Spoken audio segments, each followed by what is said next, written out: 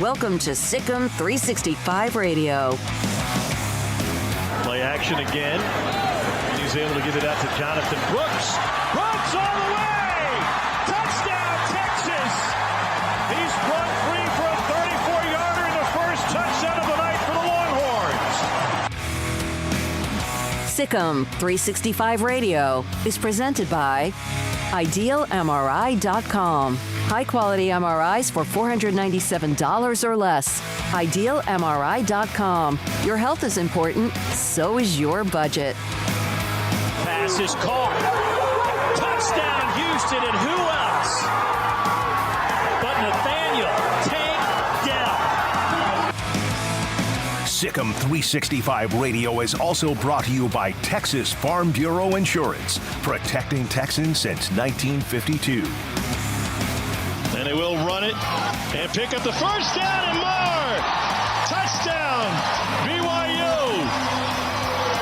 Christopher Brooks from 22 yards. Have you subscribed to our YouTube channel? Search 365 Sports on YouTube. Brought to you by TFNB, your bank for life. Chapin rolls out of the pocket through the end zone. Touchdown, Presley. Now, here's David Smoak, Paul Catalina, and Craig Smoak.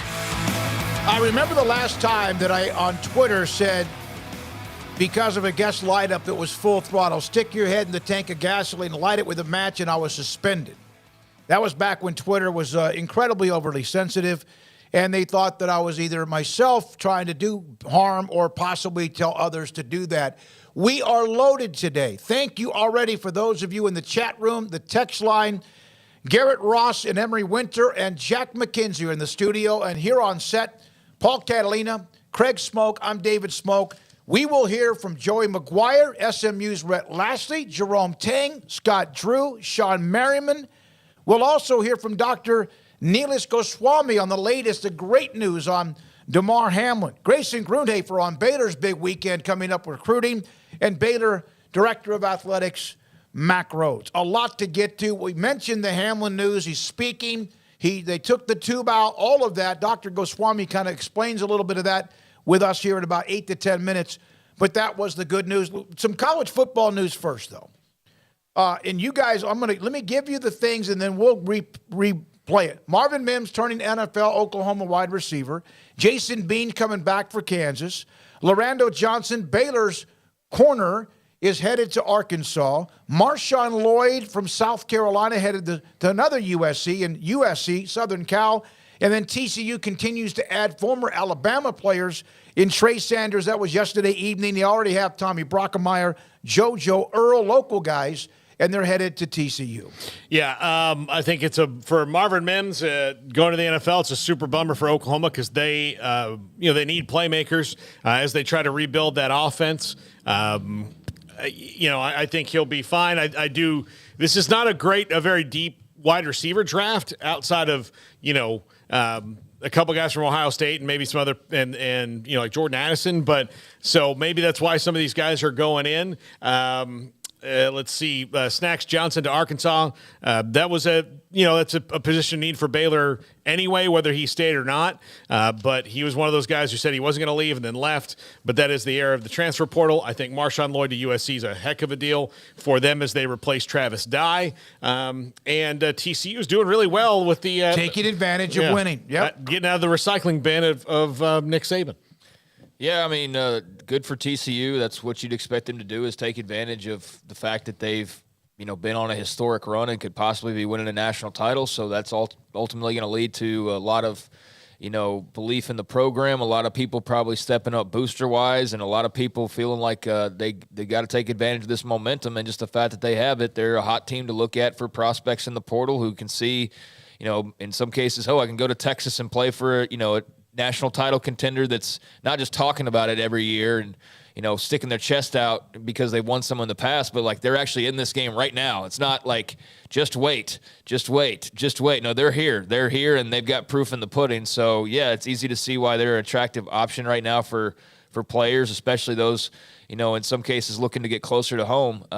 So yeah, that's a big pickup for them, and we'll see if all those guys pan out. Texas grabbed a number of Alabama guys last year, and it was hit or miss on how well they worked out. So we'll see, ultimately, but that's a pretty good, trio of guys, and odds are that, good percentage of that trio will be effective for them. So look forward to seeing that, and, they'll reload some more, I'm sure. They've already hit the portal really hard, so that's smart on Sonny Dykes' part. Marvin Mims, not surprised at all. He had a pretty good year. Definitely better than the year he had last season, but not surprising the slightest that he's heading for the NFL. Marshawn Lloyd to the other USC. It's a good pickup for the Trojans. Didn't know a lot about where he was, looking or eyeing, but obviously Southern Cal makes a lot of sense. And then with Snacks Johnson,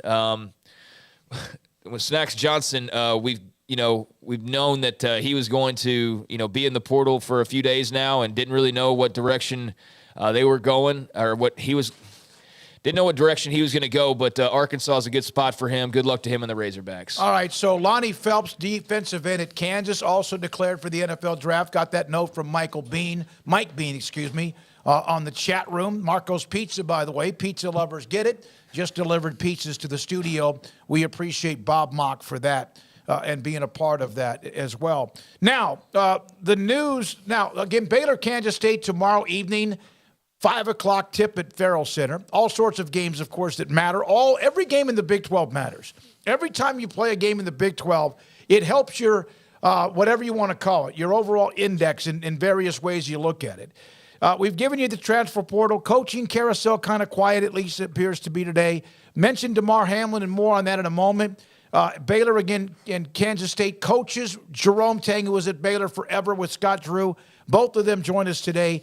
And the NFL made decisions today on the playoffs, and we will get into that. But the bottom line is it appears as if percentage, how are they going to handle it, Paul, if you can, in a summary of what they've decided to do in the AFC? Yeah, if two teams that haven't played the same amount of games are playing in the NFC or AFC championship game, then it will, that comes down to all these different factors. But it looks like they're going to play basically just play the AFC championship game at a neutral site, because of the top four teams in the AFC right now, two of them will have played one less game than everybody else. So if you just assume that one of those two, Buffalo or Cincinnati, is going to be playing in it against a team that, has played all 17 games, then you're going to have to go to a neutral site, which I believe is going to be Indianapolis or Atlanta. It was funny story. The plan was Detroit. They have a game maybe. Okay. But not only that, like they could be, they couldn't really be, because if they get into the 7th seed, so they wouldn't host, more than likely. They just plan to change out their turf the week after the playoffs start, because the Lions are never hosting playoff games. That's right. So they won't have turf on the field when that happens. So if Kansas City wins this weekend, all this is out? No, no matter what happens when they get to the SC championship game, if Buffalo or Cincinnati are in it, it's going to have to be a neutral site. Okay, but Kansas City can host the championship game if they continue to win, including this weekend. Is that right? No, Kansas City can only host the championship game if they play another team that has 17 games. Okay. So, God, that's too confusing. So that would be, I'm sorry I asked. So that would be, for example, Baltimore will have played 17 games. If it's Kansas City and Baltimore, that game would be in Kansas City. But if it's Baltimore and Cincinnati, then it's Buffalo. Or Buffalo or whoever. Yeah. Craig, that gives me a headache. How about you? It's really not that complicated. If Buffalo or Cincinnati are in the game, it'll be at a neutral site. If they're not, it won't be. Yeah. That's really all that it is. And then when it comes down to home field advantage, like if it comes down to those two, they'll do a coin flip on home field advantage playing a game. Okay. So it's all right. Well, they're trying to obviously offset the fact Monday's game was if they're involved, one of those two's played. involved, Yep. neutral site. If they're not, regular home field. Okay. Yeah. Dr. Neelish Goswami, in just a moment, I asked him a few things about the news, and let's discuss that. Today, Coach McDermott, Sean McDermott of Buffalo, they were having a team meeting. He said they had a treat for them, and I don't know if any of the players really thought anything about it. They've heard the news that again, Demar Hamlin had started to speak, and that he had taken the tube out, all that update. And then they had a team meeting, and they flashed him FaceTime. It was Demar Hamlin on the screen in front of his teammates. Yeah, that had to be just unbelievable to see. And 3 days, they took the breathing tube out. He's talking, he's communicating, he's doing better. So just thank God for the great care that he got there on the field and at the hospital at University of Cincinnati. So they really have done well. And I think, the collective sigh of relief that you just keep hearing from the football world of like, oh my, thank God this didn't go the other way, because just so many emotions and thoughts went through all of our heads on Monday night. So great that he's here on Friday and talking to the team.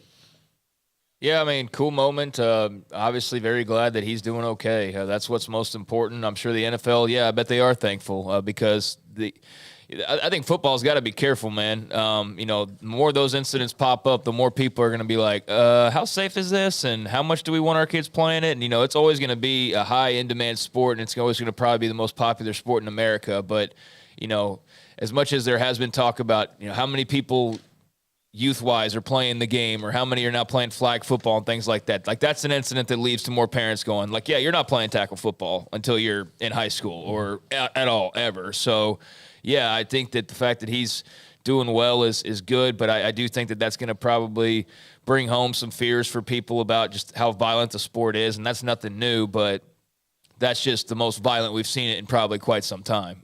And so I do think there will be some fallout from that, but that's a separate matter, and I'm just glad that Demar Hamlin's seemingly okay. I'm glad that he could put a smile and put some relief in the bellies and the hearts of a lot of his friends and family by making the progress that he has, and hopefully just keeps it up and keeps getting healthier and better and putting more smiles on faces and smiling himself, because that was really scary. And we could be talking about something a lot more dire, but thankfully we're talking about something pretty positive. And his father had said, hey, he wants the team to move focus on what the goals were when they opened the season or even the off season. So they do play this weekend. And just amazing credit to first responders, the team, the doctors of both the Bills and the Bengals, the stadium personnel, the University of Cincinnati Medical Center. Just incredible, because just like another extra 10 seconds or an extra minute, or who knows if maybe just something didn't go well. And I still think it's really, really, and I say this in a way, funny and very cute in a way, that the first thing he asked was, did we win the game? And when he was able to at least have any kind of communication, I guess he wrote that down. You know what?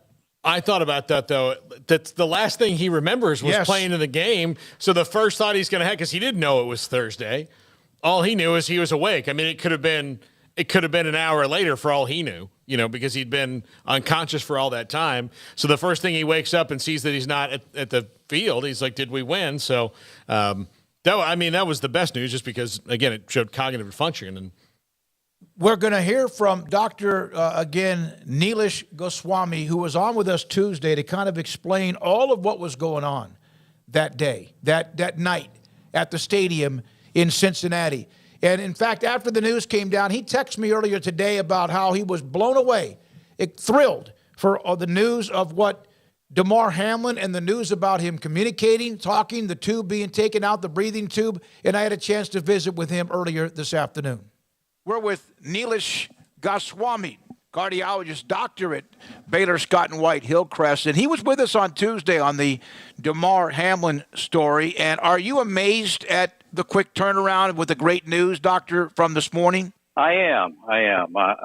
It's great news to hear. It sounds like he made a big turn and a step in the right direction in a short period of time, in 48 hours. So that's all good. When you look at the process or the timeline, and you kind of gave us a little bit of what they would need to do, the body temperature and just sedation and the tube and all that. When you were following this story throughout the week, was it pretty much going according to what any doctor would want? Yeah, it's hard to tell. I think it seemed like the first 24 to 36 hours was relatively quiet in terms of updates. And so it's hard to tell and gather information, and, because all this information is private. And so I'm just glad he's better. It's hard to tell exactly what trajectory and path he took to get to recovery. But I think that the most important thing is that he's there. So now what? The news that he was on FaceTiming the team, they had a big team meeting. They have these huge meeting rooms, and they surprised him. Coach McDermott said they had kind of a treat today, and, of course, the players loved it. What's next? Yeah, that's a good question. It kind of depends on what happens, right? I mean, I think everything we discussed earlier in the week was all hypothesis, and we didn't have any confirmation at this point as to what exactly precipitated this. Was it commotional cordis, that's the blunt trauma to the chest that provoked a sudden cardiac arrest, or was it something else? Those could have been, again, just to touch on some of the other factors, some of the genetic factors, some of the pre-existing conditions, or a tear in the artery, what have you. We don't exactly know what the precipitant was, and it hasn't been confirmed yet, at least not released to us. So that's what will determine the next steps.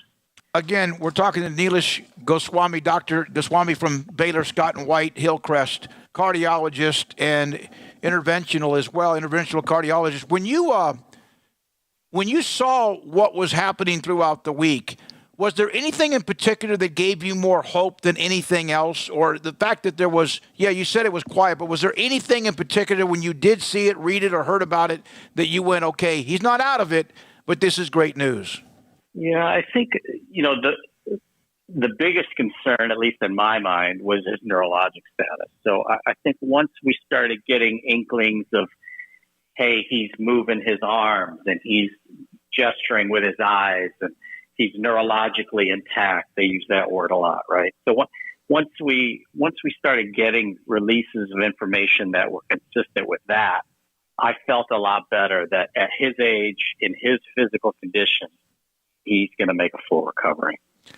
So, or at least let me backtrack and say, or at least the chances are good. Yes, yeah, because again, it's the human body. We never know. But so he's talking. He's FaceTiming. He asked about whether the team won the game. Of course, that's been a day or two. He's communicating. He was writing. He seems to be alert. He's breathing on his own. Is this not a miracle? Amazing what the medical people did at the stadium, the Bills and the Bengals and all the stadium personnel as well. But could this have been any better up until what now is what we know? I don't think so. I mean, I think it sounds like he got the care he needed very quickly. And, that's been a discussion just with some colleagues of mine over the last 24 hours is, you can imagine trying to do CPR or to deliver a defibrillator shock in a patient with chest pads on and a full uniform, right, with all the other pads that are on. And to deliver effective CPR and to deliver the shock, you're going to have to remove chest pads or at least expose the area of the chest where the heart is, the left side of the chest, just to the left of the breastbone.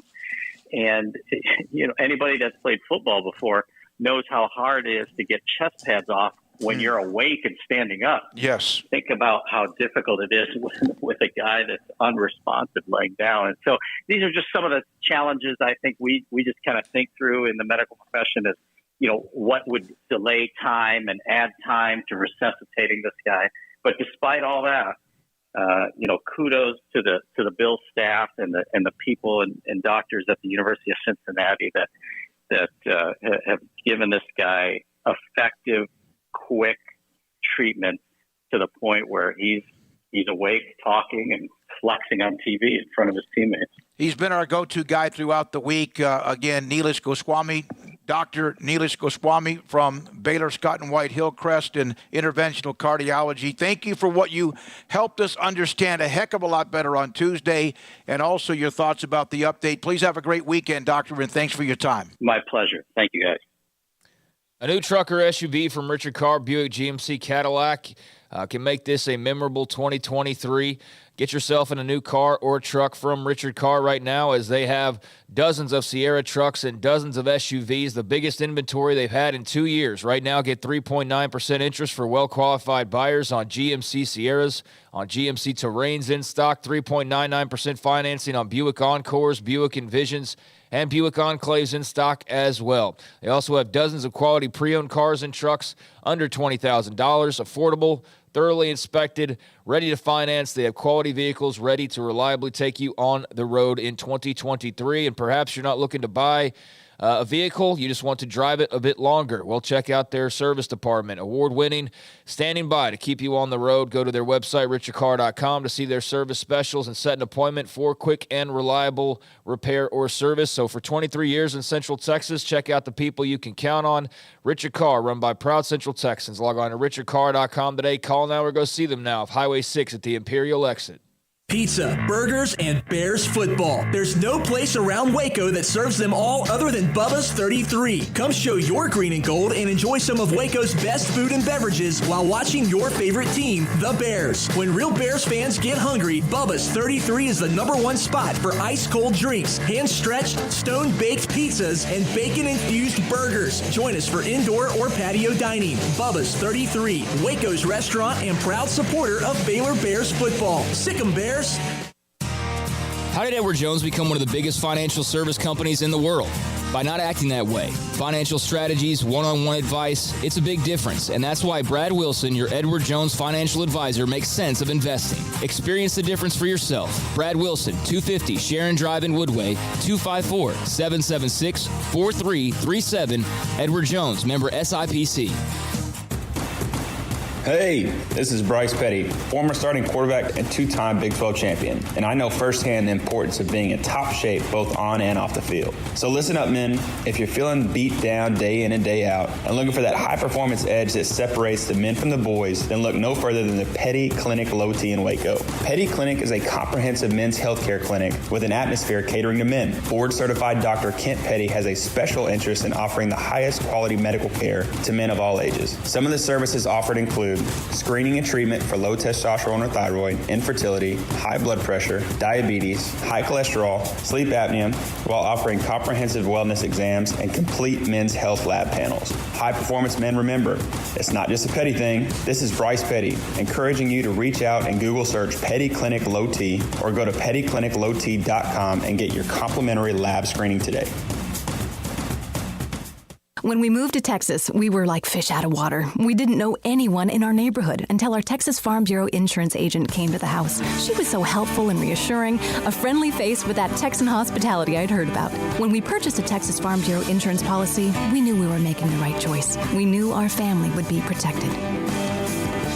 Stop by and see our agents at one of our 3 McLennan County locations. Coverage and discounts are subject to qualifications and policy terms and may vary by situation.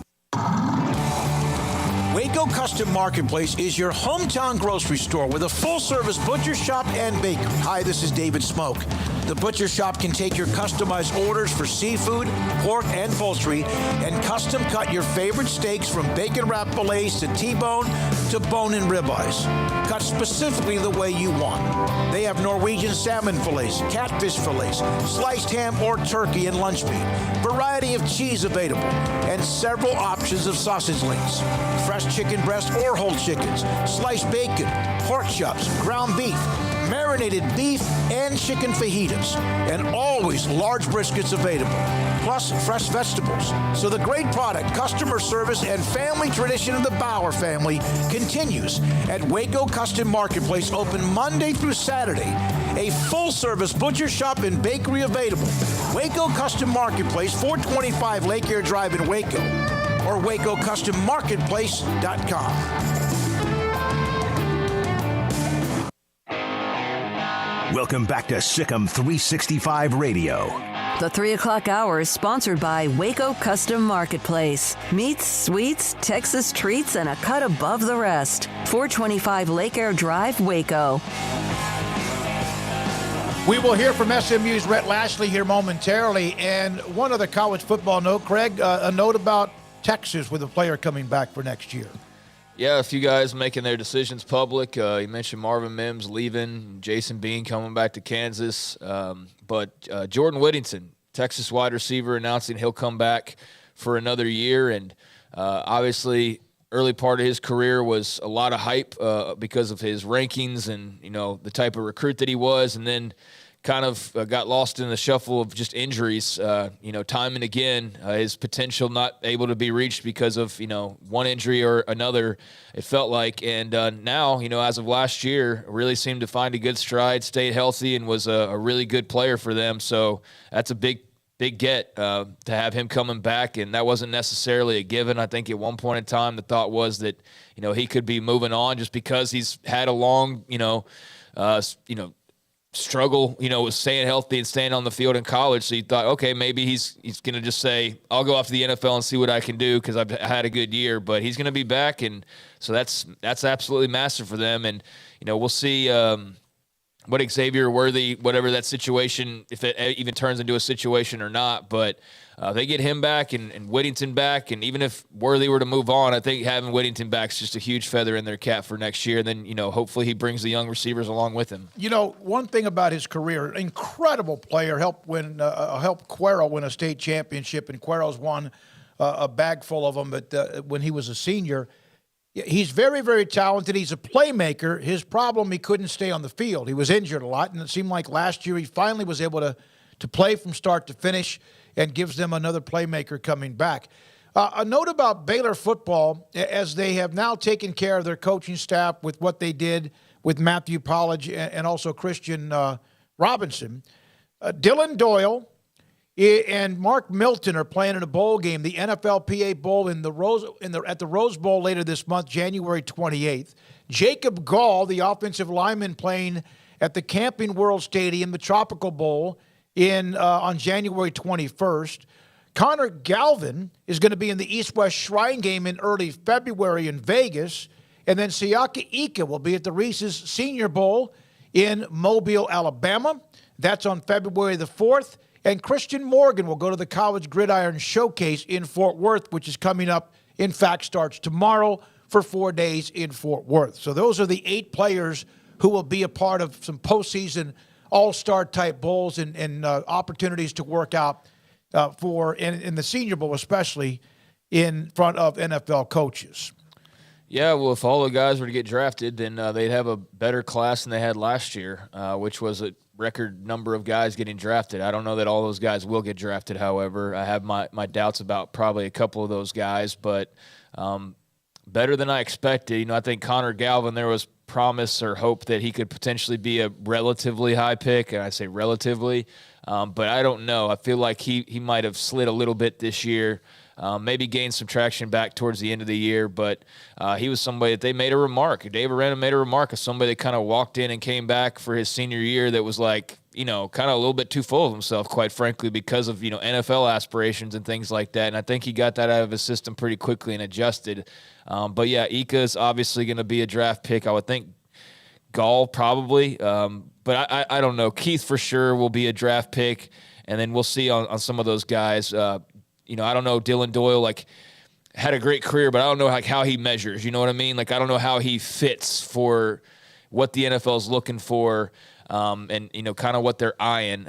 But yeah, that's a good number of guys. I want to go back to, I got distracted by the pizza guy rattling the door over and over again when I was trying to talk about Snacks Johnson.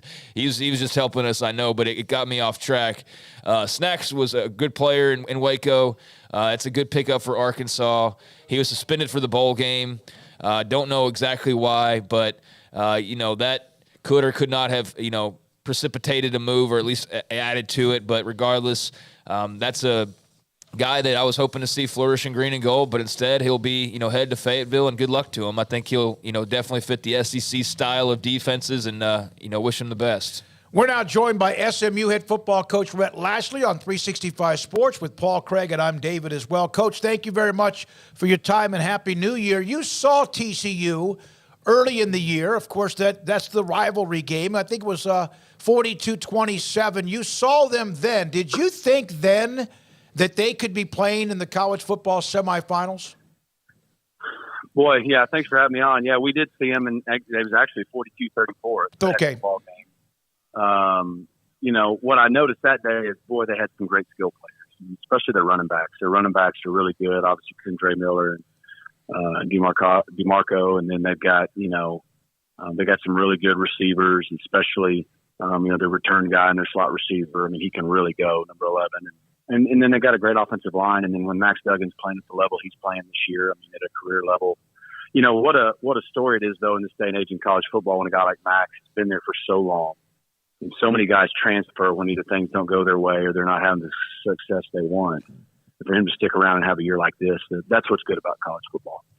Coach, as someone who's seen what has happened with TCU in that, a decade ago they get to join a bigger conference. The resources there, they've grown to the point where they can get in the college playoff. Cincinnati in the playoff last year and joining a power conference. Does that make you, even with the advent of the 12-team playoff here in a couple of years, does that make you look at things differently at SMU about what future goals need to be for the team, the university?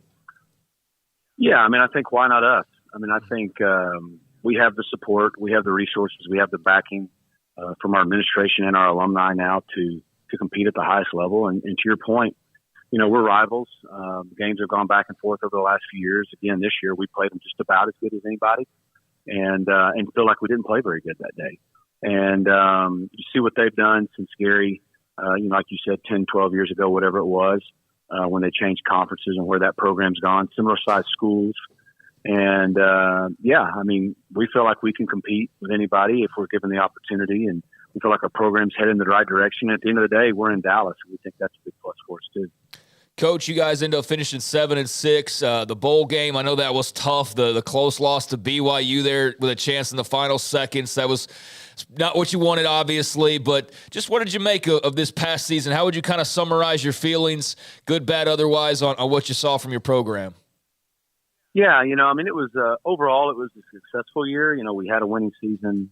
We had a winning conference record. We won the second most conference games we've ever won here.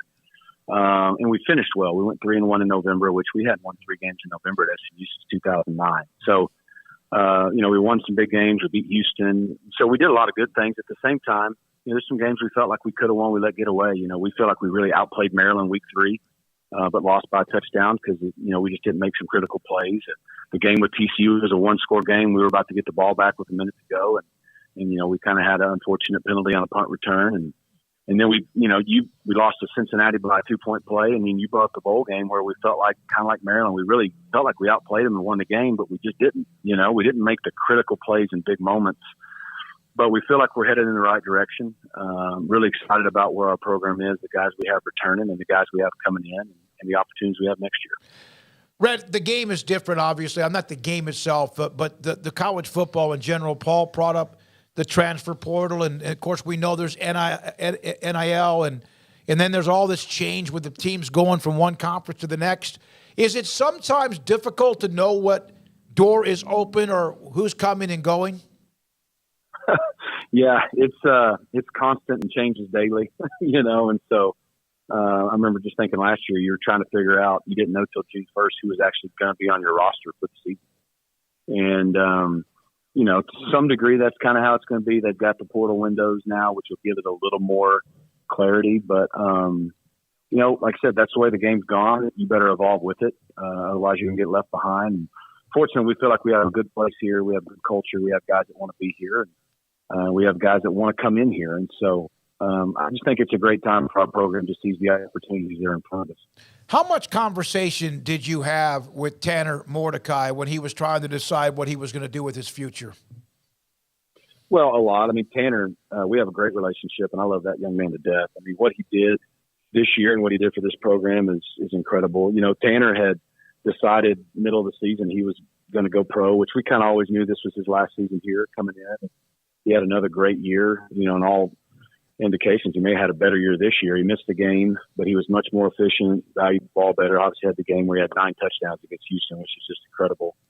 And, he walked on senior day. He was set to go and test the waters in the NFL. And I think whenever he does that, he'll have a great opportunity. So we kind of really celebrated him along with our seniors, and we were excited about the opportunities ahead for him. And with Preston Stone coming up, we felt like we were in a good place in the transition. But, Tanner, I think, had he loves college football. And after he was getting information back on where he could go, he and I had some good conversations, and I think he was really set on giving it a shot until the opportunity at Wisconsin came along, and we had some good conversations, and I think it's a great situation for him. I think he has a chance to go up there and do really well in Phil's system. And, at the end of the day, Tanner's everything that's good about college football. So as long as he wants to play college football, I think it's great. We hate that he won't be doing it in our uniform, but man, he gave a lot to this school, and I'm a fan for life, and I can't wait to see what he does next year and then beyond when he makes that jump in the NFL.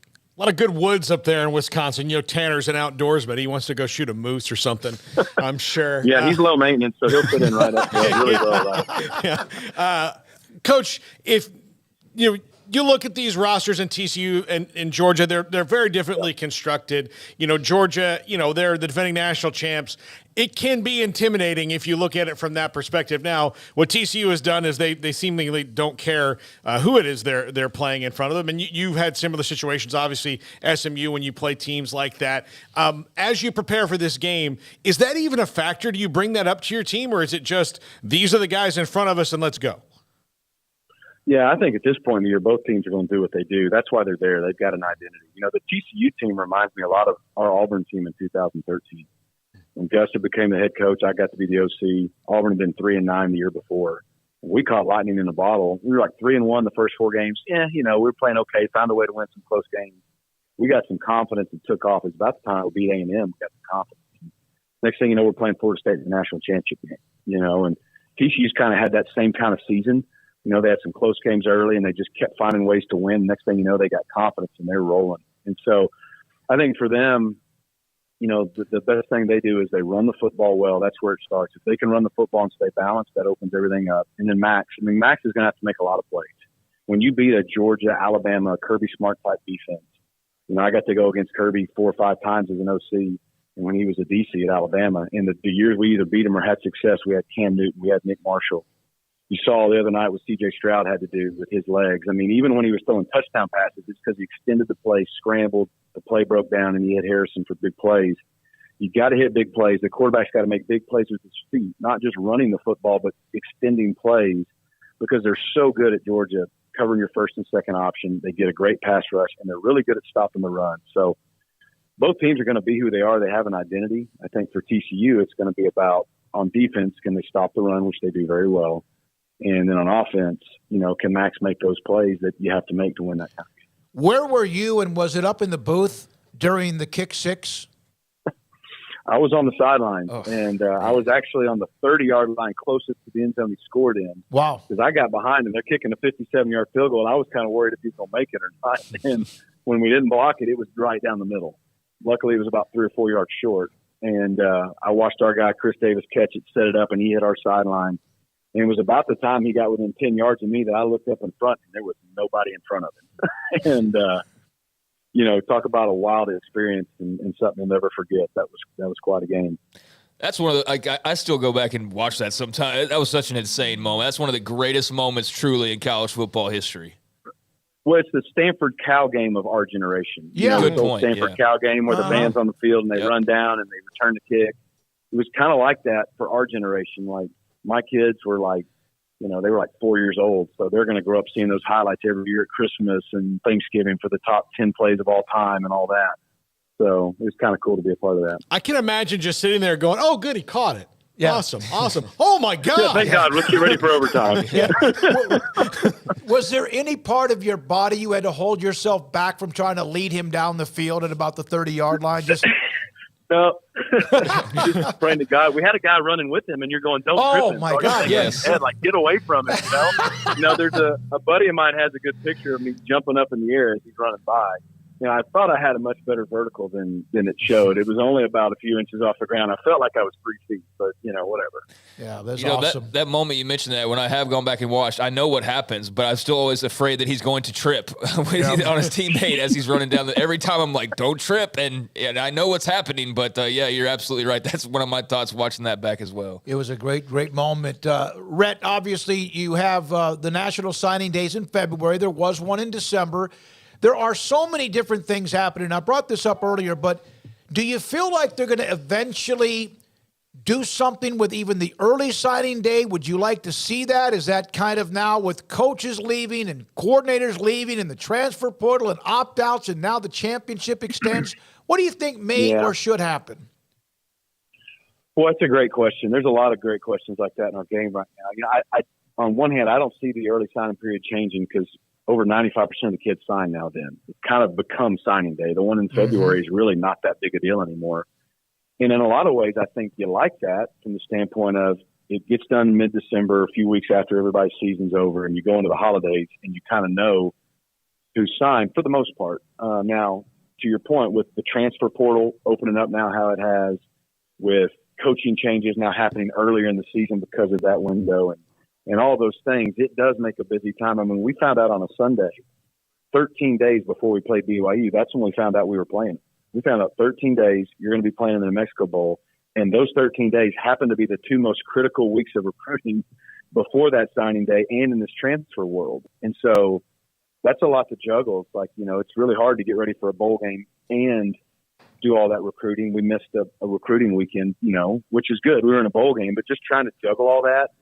Then you factor in some schools like I had to do a year ago with a coaching change. I mean, it's just a lot. So I don't know. I don't see it moving, but there are a lot of reasons why it makes sense to look at it. Rhett, it's been great. The combination of you, of course, playing TCU earlier, and then obviously the connection to Kirby Smart was on the other sideline, as you mentioned, when you were at Georgia for those 6 years, part of the Kick Six. Craig, one more for Rhett? I actually kind of have a couple more. I wanted to ask you, in terms of, the experience with TCU and Georgia and all of that, just how great do you think last weekend was for college football in those 2 semifinal games? How much did you enjoy that? Man, it was awesome. I mean, think of how many years we've had this playoff and it hasn't been like that. Mm-hmm. It was phenomenal for our game. It's what's so great about our game. And I think it also proves why we need the 12-team playoff. Could you imagine, if you had a weekend of 4 of those games and then another weekend with 4 more before you even get to where there's 4 left? I mean, there's just so much that can happen, and Tulane proved that with what they did to USC. If they were the 12 seed playing the 5, they would have moved on. So it's like, it was incredible. The TCU Michigan game was great. The Georgia Ohio State game was great, and I think it's why our game's so fun, so special. Yeah, you saw the Green Wave up close and personal as well. What a run for Willie Fritz and company, absolutely. So you got like a whole. I mean, you are the guy to talk to about like all the stuff going on right now. We played some really good people, Yeah, you did. So we got to find a way, and we didn't play Tulane very well. We played most of them well. We just got to find a way to, and I think we will get over that hump and ourselves win some championships and be in those conversations. But boy, it is fun to be a part of those kind of games. So, Coach, just in closing here for SMU football, obviously, got the first signing day and the bowl game behind you. Another signing day coming up, transfer portal, all that. Just kind of what's the mission for Rhett Lashlee and company right now at the start of 2023 in the Mustangs program? Yeah, well, you just hit it. We're trying to close these next, week to 10 days when school starts for us on the 17th with this transfer class, getting guys in school. We feel like we've got a good mix of high school and transfer kids coming in, and then we get to start building our team. On January 17th, we start building a new team for 2023. And you do that every year, but nowadays more than ever with so much roster movement around the country, you're building a brand new team every year. and a new identity will take on itself. We had a really good team culture this year. I think that's why when we started 2-3 with that schedule, you saw we were able to win 4 out of our last 5 or 5 out of our last 7, whatever it was. We got a new opportunity and a new mission, and that's the fun. From January to August is really where you build your team. And so that's what we really get to start focusing on here in about 10 to 14 days. Rhett, good luck the next few weeks as you continue to build your roster into off-season, eventually spring drills. This is a great segment with you today. We appreciate it. See why you're bringing energy to SMU, and have a great weekend. Hey, thanks, guys. Appreciate you having me on. Rhett Lashlee, head coach at SMU, and there on the 30-yard line as Chris Davis is running down the field in one of the great moments, as he said, this modern-day Cal-Stanford finish in the win against Alabama. I've never thought about it that way, but I do think it's probably there. I think that and the Boise State win over Oklahoma. That's probably right up there as well. That's a play that, or clip that never goes out of fashion. So, yeah, I'd put that up there as well. But he's absolutely – I hadn't thought about it in that regard, but it is one of those Cal-Stanford type of moments. When we come back, big weekend recruiting for Baylor, as it is for a lot of different schools, and Grayson Grundhafer all over it. Today at 4, Joey McGuire, Texas Tech football coach. We have Mack Rhoades as well, Jerome Tang, Scott Drew, Sean Merriman. We're not done. We're just getting started on 365 Sports. Alan Samuels, Dodge Chrysler Jeep Ram Fiat, Loop 340 east of 84 in Waco, and yes, new values as they start not only a new year, but obviously a new month. 2023 Jeep Grand Cherokee Limited 2-row and 3-row seating is the deal of all the deals. Get $2,500 in total values and 1.9% for 72 months. That's 1.9% financing, 1.9% for 72 months plus the rebates. And this is called the Summer's a while back, Something Sells event. Kick it off with a bang at Alan Samuels Dodge Chrysler Jeep Ram Fiat. The 2022 Ram, the 1500 Crew Cab, 2.9% financing for 72 months on all trim levels.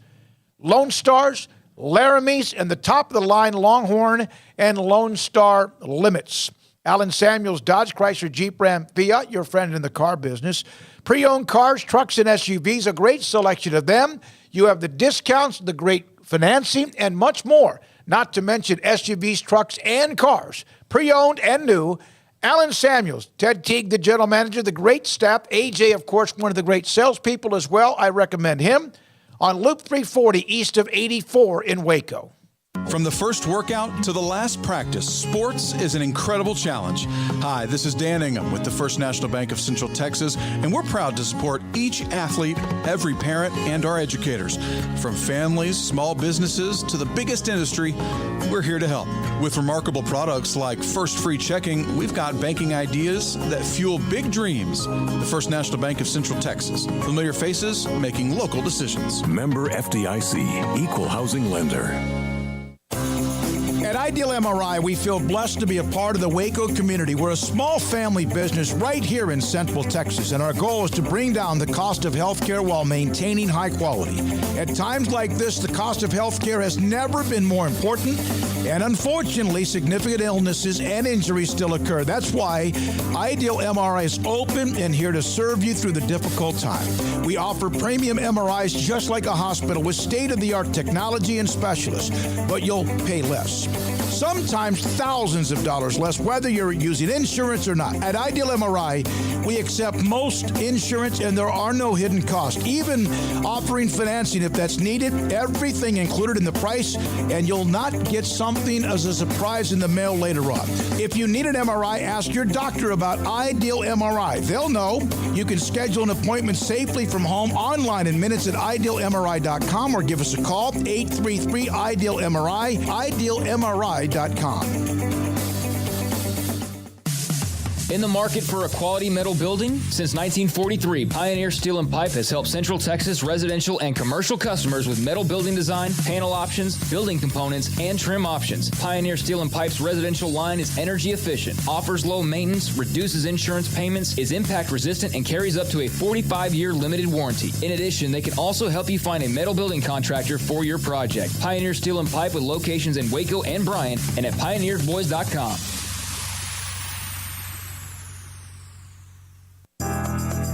Riverbend Liquor and Wine, Lakeshore Drive, North 19th Street, right behind the bank, is a hidden gem in Waco. If you're a fan of bourbon, especially local Texas bourbons, that's where you gotta go. Balcones, TX, Devil's River, whatever it is, they've got it. Riverbend Liquor and Wine, plus the best selection of craft beers in Waco, seasonally churned out throughout the year, whether it's spring, summer, fall, or winter. Riverbend Liquor and Wine, best selection of craft beers, a speedy drive-through window, and excellent customer service. Find out more on Instagram or just go by and see them. Lakeshore Drive at North 19th Street behind the bank.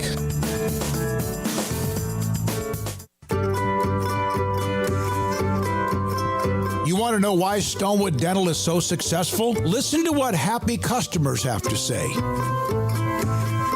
It's pleasant. It's different than any other dentist office. I really feel like they care. And it's not that you're here for 2 hours waiting on someone to take care of you. It's quick and easy, and I bring my kids, and my kids love being here too. They really love the treasure box. Staff is really nice and accommodating, real friendly. You feel more like home. It's not sterile looking. Everybody has their own personalized rooms with decorations and decor, and they'll even have a blanket for you when it's cold. I've recommended people to actually come here, and they are patients now. I really love it here. It feels like family. Learn more, stonewood-dental.com.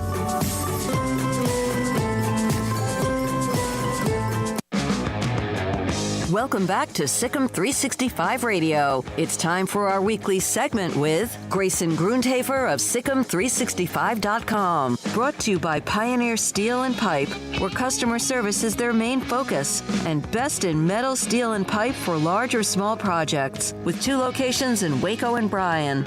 Family owned and operated since 1943. Grayson Grundhafer with about 4 to 5, maybe even 5 or 6 threads at the top of Sikkim365.com in the premium section. But the very top, official visit weekend running thread. He joins us on 365 Sports. Grayson, how big of a weekend is it? Yeah, I mean, this is a very big weekend for Baylor for a lot of reasons, right? I mean, they're obviously trying to turn over the roster, and there's a lot of transfers going out, and then they're trying to get transfers to come in and replace the guys that they lost, and trying to find guys who can fill up spots but can come in immediately. So a lot of things to work on. Obviously, the big talking point right now is the quarterback position, which makes a lot of sense, right? Because currently Baylor only has 1 scholarship quarterback on the roster, and that's Blake Shapen. And while Blake is talented, and we've seen that talent in spurts, it's tough to have 1 quarterback on the roster. No one wants that going into the spring, and that includes Baylor. So that's going to be a focal point here in the next couple of days as they try to find, another quarterback or 2 to come in, provide some competition with Blake Shapen, and also provide some stability and depth at the position. That's going to be really, really important. And obviously they're going to look at some other positions as well. But I know quarterback is the one that I think everyone has been talking about a lot since the season ended. Grayson, so do you expect them to get 2 quarterbacks at once in the transfer portal, or do you think it'll be 1 and then they may have to bide their time a little bit? Yeah, so the only thing that I would say, I'm not even going to guarantee it, but I would be completely stunned if they didn't get at least 1 quarterback going into the spring. They have to have 2 scholarship quarterbacks going into spring football. But I do think there's a pretty decent chance that they end up getting 2 this time around, and that would give them 3 scholarship quarterbacks, 3 guys to come in and compete for the starting job going into the fall. And then I feel like that's probably, the way that's going to play out. But regardless, Baylor needs numbers. So if they only get 1 this cycle, then you can bet they're going to take another one before the fall, just because they need at least 3. That would be the ideal situation. You don't want to go into a season with just 2 scholarship quarterbacks, even though they did that a year ago. So, Grayson, you've talked about the importance of quarterback, and we talked to Matt Pallage, new DC, just a couple of days ago, and he was talking about he was already underway recruiting before he even left Eugene, and he was talking about how big this weekend is. So outside of the obvious position, what else is kind of on tap for them at the moment? Right, and Matthew Pallage actually came in and immediately put out some offers when he became the defense coordinator at Baylor. We're also seeing Christian Robinson, the linebacker coach as well. He's put out an offer. He put out one to Keelan Moses, which is a very popular name. He's the brother of Dylan Moses in the 2025 class. So both of those guys are starting to send out some offers and do some work on the recruiting trail. But yeah, you mentioned college. So I think the big thing for him, right, is trying to figure out how are they going to build depth at the cornerback and safety position, because they need that in the secondary, while having some of those available spots on other positions defensively as well. I think a big one that kind of happened, it was almost simultaneous, but Al Walcott announced that he was entering the transfer portal, and then offered to East Carolina linebacker / safety, probably a star type in Jaire Wilson out of East Carolina. It was almost like one of those situations where you go, okay, so this is kind of what the kind of prospect they want to potentially replace in Al Walcott. So you saw that immediately from Pallage. That was one of the first offers that he extended once he became the defense coordinator at Baylor. So yeah, he's definitely getting his feet wet and trying to provide an impact on the recruiting trail, because in all honesty, I think we all know that the defense has a lot of holes and they have a lot of depth concerns as well. So a lot of reasons to go in and enter into recruiting the transfer portal to try to find some of those guys who can fill those needs. Of the quarterbacks that are out there, and I know that there's been things written or whatever, but whether it's former Texas Tech and Michigan quarterback Alan Bowman or Sawyer Robertson, and he's out there, which of those two do you feel like what priority would you have? Oh, between the two? Yeah.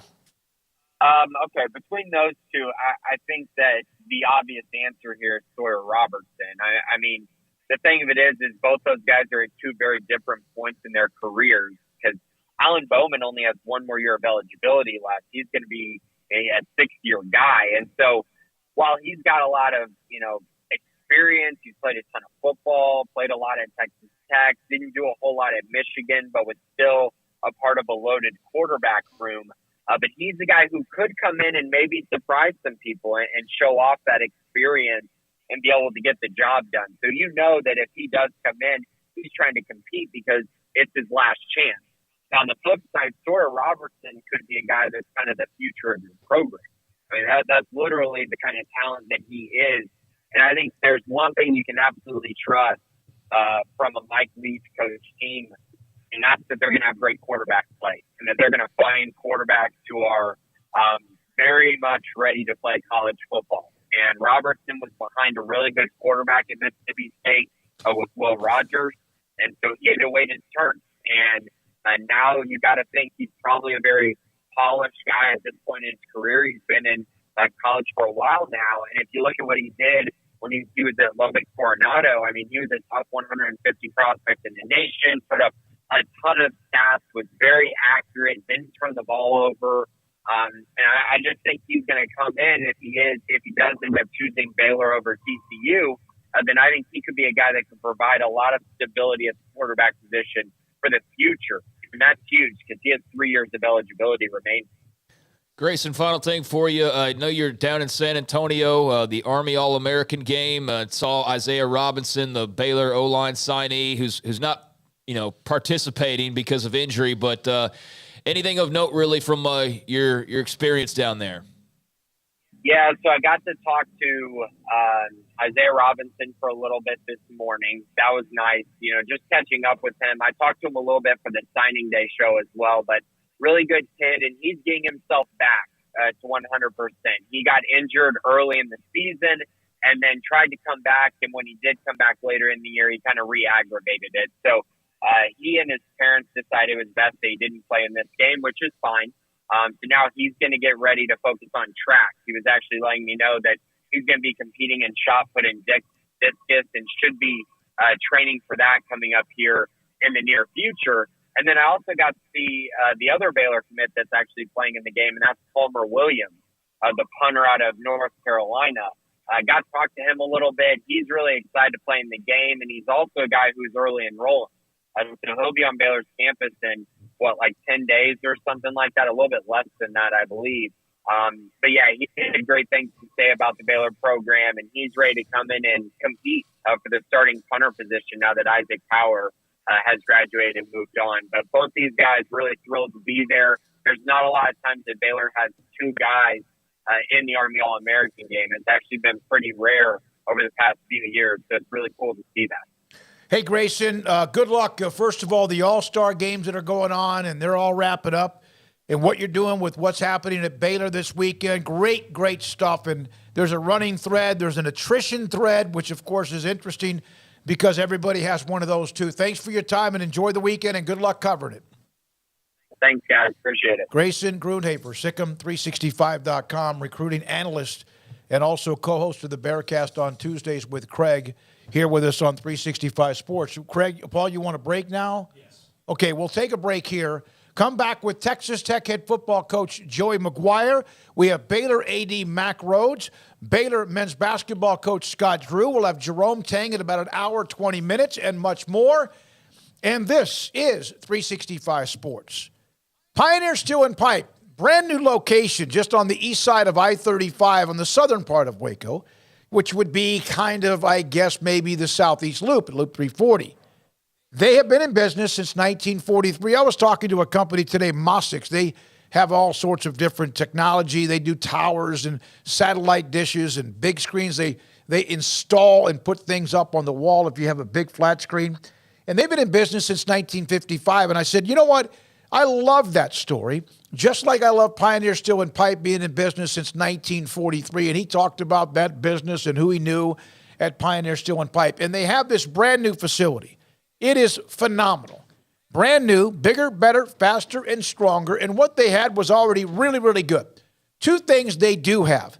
Amazing product, Pioneer Steel and Pipe with metal, what you need when it comes to heavy duty, whether it's metal buildings or building something, a large structure, real estate or commercial. And then on top of that, they have an incredible commitment to you, the customer. You hear that, they've done that. That's how you stay in business since 1943. I trade every once in a while some conversations and email text with Braden Embry. He, of course, very much involved with what they do. The family, very much involved. A handshake means something. You don't just sell someone something once and stay in business. It's do you have them as repeat customers, and then they spread the word. And that's what they do at Pioneer Steel and Pipe. And that's why they had to get bigger, better, faster, and stronger for you to make sure there's more product distribution and the timing will not be late. It's Pioneer Steel and Pipe, pioneerboys.com.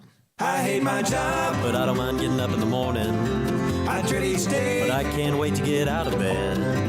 You ask me why, and what I'll say to you is true. Well, you can get breakfast tacos at Rudy's Barbecue. Scrambled eggs and brisket, they ain't fooling around. Salsa drap, son, they're the best in town. Barbecue for breakfast, yes, it's true. Put a smile on your morning at Rudy's Barbecue. Next in line.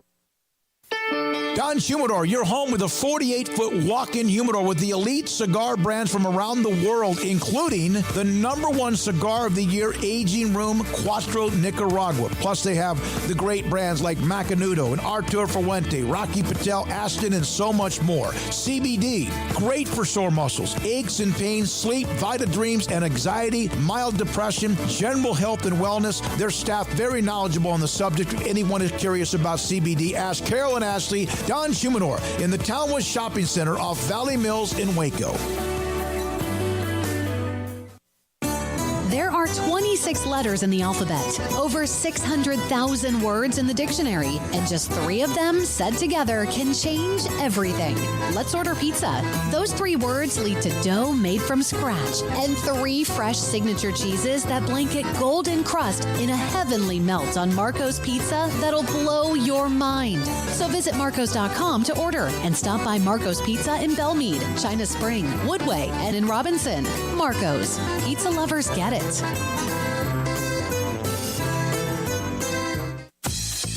Baylor Scott and White Southwest Sports Medicine and Orthopedics, the team physicians for Baylor Athletics, diagnosing and treating all sports-related injuries, including concussions. These specialists also provide orthopedic services for athletes and non-athletes alike, whether it's knee or shoulder pain, hand or wrist injury, orthopedic spine care, and even an arthritis and total joint clinic. Trust the doctors Baylor Athletics trusts. Baylor Scott and White Southwest Sports Medicine and Orthopedics wants to get you back in the game.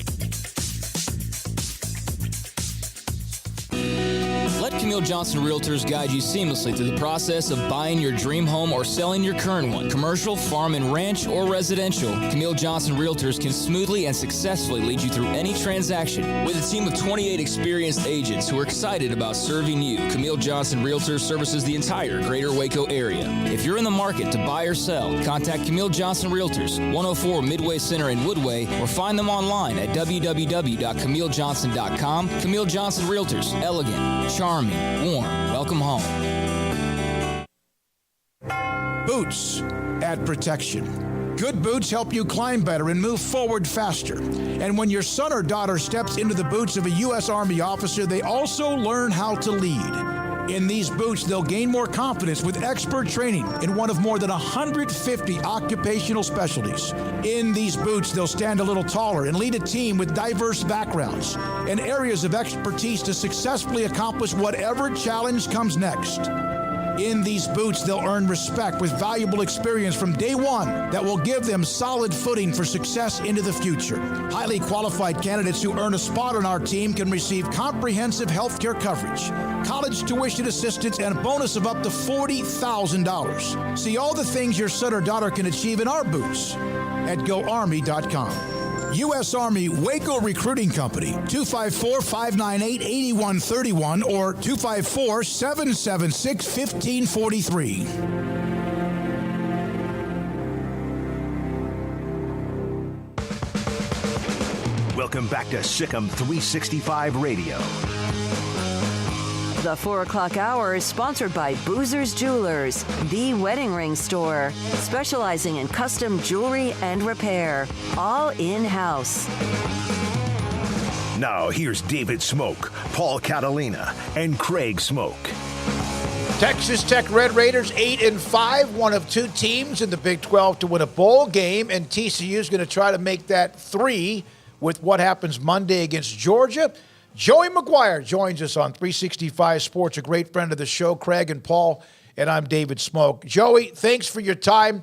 8-5, one of the bowl game wins in the Big 12. The momentum as you hit the break, how huge was that the way you ended the year? Well, first, thanks for having me. It was huge. Just from the standpoint, I mean, you guys know you're playing a team out of the SEC, and not a lot of people, give you a chance to play those guys and win the game. So it was really big.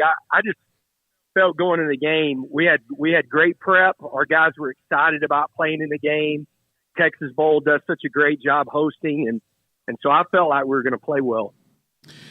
You know, it's different for every team, in this day and age, Coach, of bowl games and how many guys you have locked in and, who's going here and opting out and the transfer portal and all that. But for your team in particular, it looked like you had pretty much everybody locked in and ready to go. How much did you look at this as not maybe the end of this season, but the beginning of next season? A lot of it was we wanted to make sure, one, that our seniors, the guys that were playing their last game, that we played for them.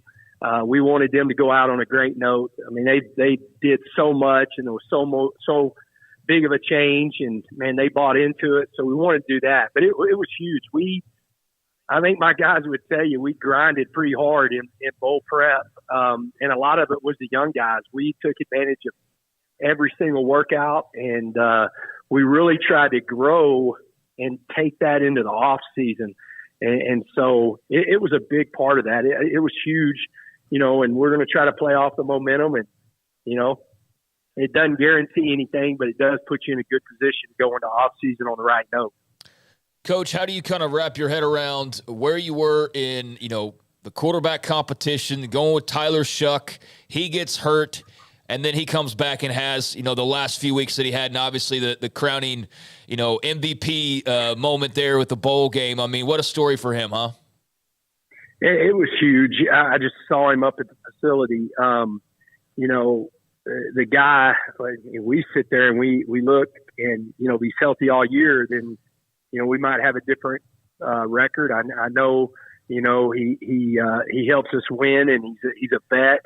But the stuff that he went through, and, he was one of those guys that, just the perfect guy as far as he was injured, but he was at every practice. He was at every meeting. He was still in the building, prepping like he was going to play in the games whenever he knew he was going to miss, probably 4 to 6 of them. And it was great to see that veteran leadership. And, I was really excited and happy for him the way he played in the bowl game.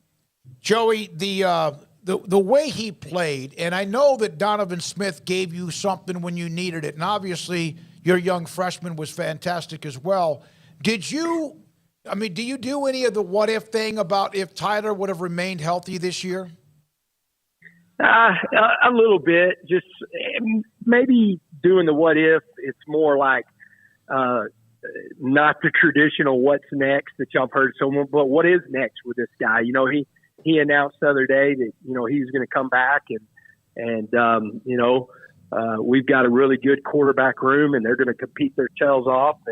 And so his veteran leadership is going to help, push our guys in the off season. And so it is kind of like, you don't want to say what if, but there's some games out there definitely, that might look a little bit different.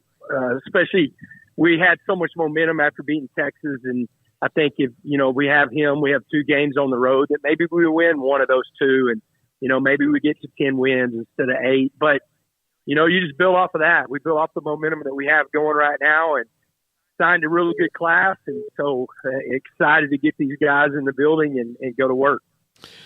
Coach, you accomplished a lot in year one, and you can obviously build on year 2. When you see what TCU has done, like how everything can change, how things are flipping, how much does that change even your plan of looking out of what was possible or reasonable goal setting when you took the job? Well, I'm excited. Everybody's been asking me, what do you want? They were asking me before TCU played Michigan, and they were like, hey, are you rooting for TCU? And I said, heck yeah, I'm rooting for TCU. I think it's huge for the Big 12. I think it's even a bigger deal when you're talking about the new Big 12 and those guys playing on that stage and be able to say, this is who we are. So, I was excited they beat Michigan. It did not surprise me. I thought that was a good matchup for them. TCU was the fastest team we played all year long, and I thought they would give Michigan trouble with their speed. But then it also, I think, shows that the Big 12, the teams that are in the Big 12, that we can do it. And it gives our players some confidence. And so we build off of that. Now, the one thing I've said from the beginning, my job is to win and push the process, but we never want to cheat the process. So we had a year 1 goal and plan, and we've got a year 2 goal and plan. And, that plan still means that we want to play for the Big 12 championship, but we're not going to cheat it or, we've got 4 guys that we got out of the portal. We might have 5, but that's not how this team's going to be built. So we're not going to go do that just to try to win right now. We want to try to build something that's very sustainable.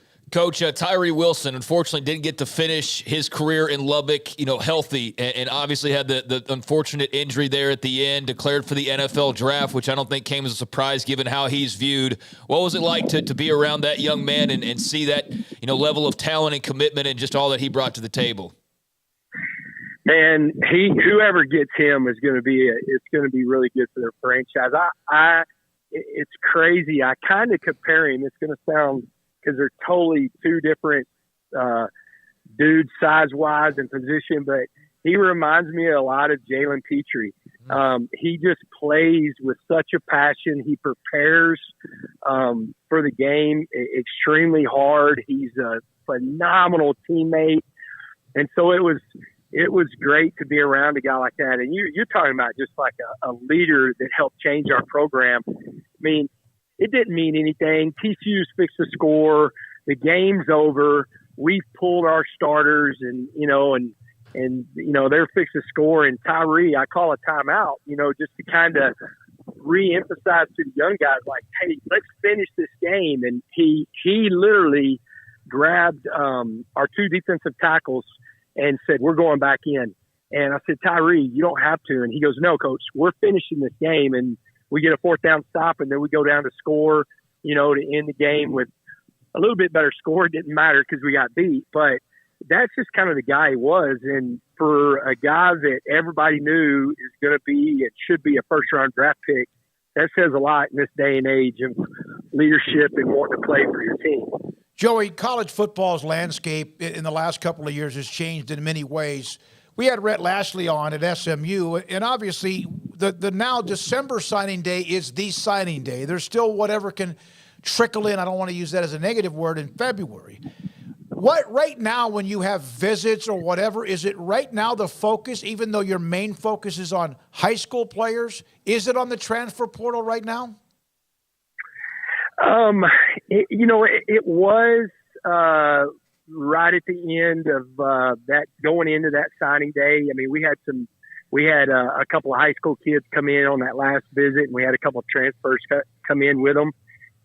We might have, one more spot, but we're, like you said, I mean, this December signing day, you're pretty much done. And then, I do think at the end of spring, you kind of go through this again, maybe not with the same numbers, but somebody's not going to be happy at the end of spring.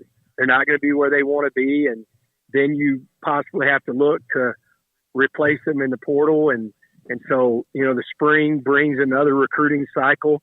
But with us, last year we had two, and we had more numbers in the portal. This year to be very minimal, and we're hoping that that's how it is, to where you're with us every year. It's more 4 to 5 guys versus 10 to 12 guys, or even more than that. Coach, your son Garrett is going to be the tight end coach at Nebraska under Matt Rhule. He's in his early 20s. He is fast rising up the charts.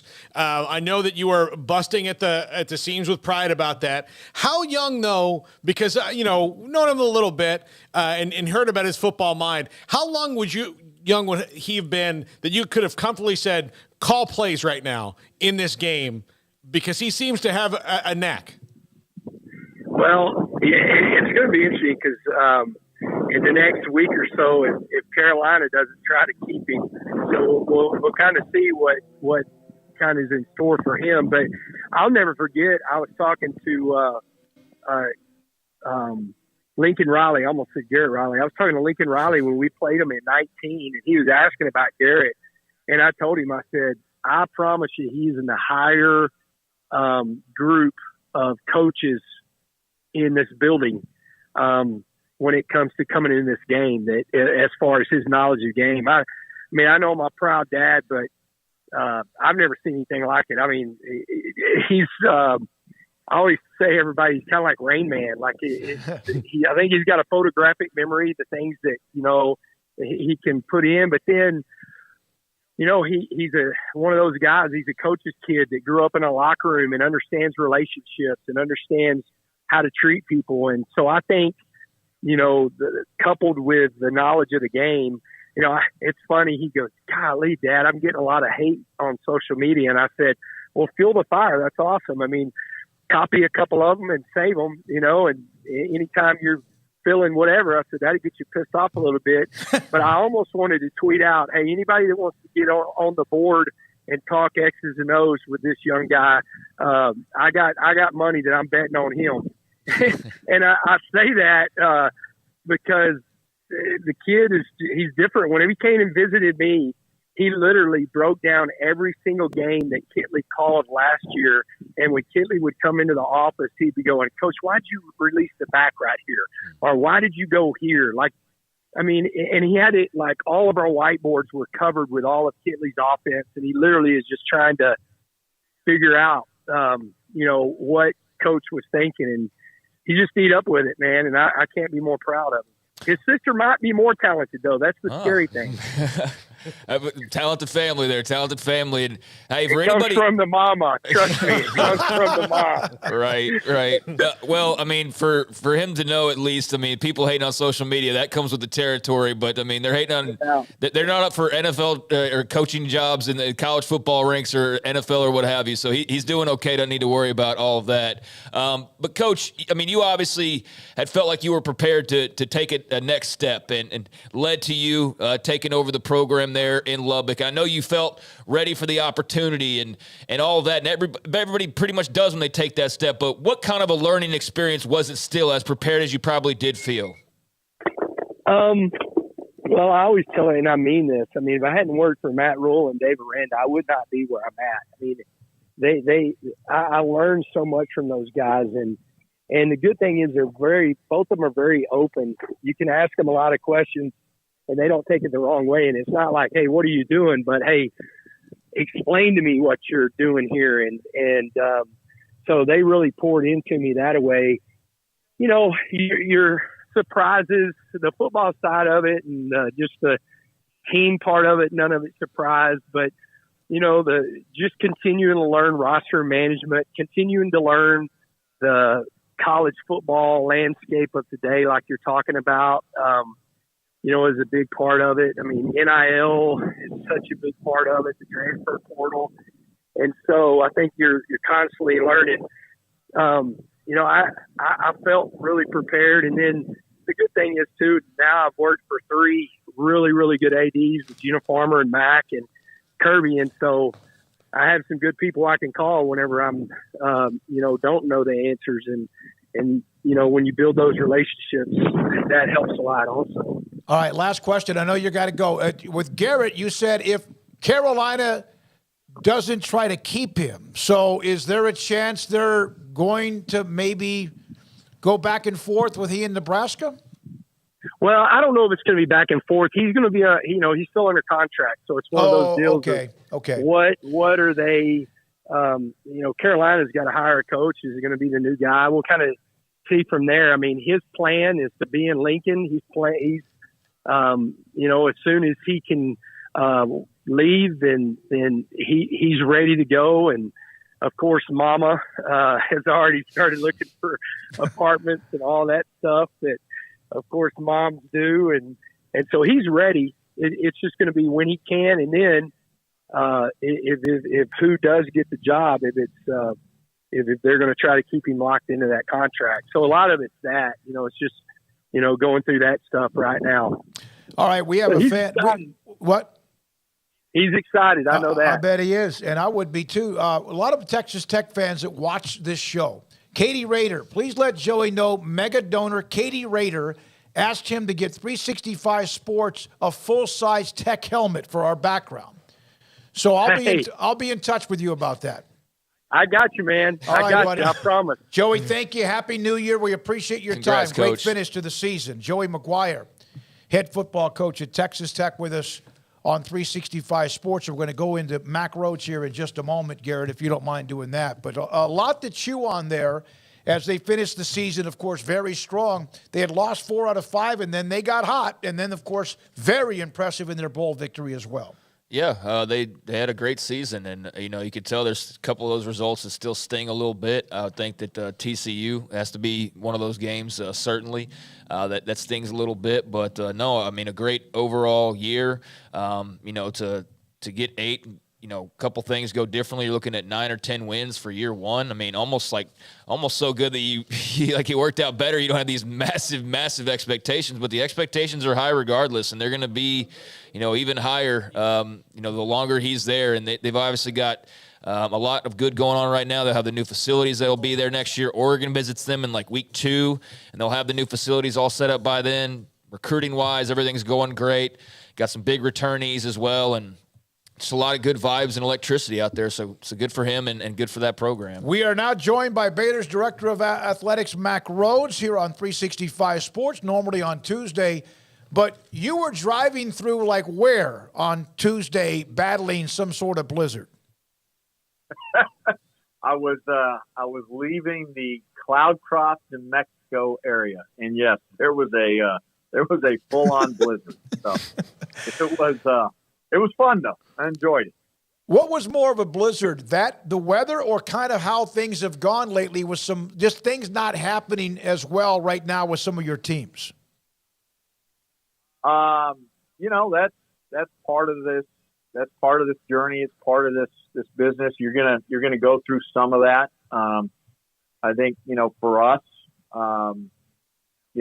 sticking to our process and also continuing to evolve. This is a crazy time in college athletics, and so trying to anticipate, trying to be proactive, and again, trying to evolve with the times, and yet how do you do that and not compromise your process, not compromise your values, and so that's the journey we're on right now, and I think we're in a good place. We've got great coaches, and when I say we've got great coaches, they're great people, but they're really, really good at their craft, and we've got coaches that are really, really intelligent, and I think amongst all of us, we'll find a way and figure this out, and Baylor family will continue to be nationally relevant. There's no doubt about that. Your football team hired Matt Powledge back this week as the new defensive coordinator.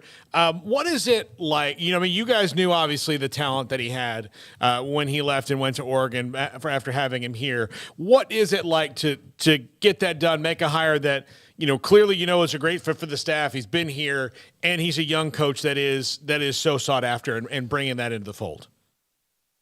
Yeah, I thought it was a great process. I thought Coach Aranda did an unbelievable job of talking to several different candidates, and probably most of them were in or had familiarity with I'm going to call it, he won't call it his system, but it is his system, and so that's where he started and talked to, again, several candidates within that.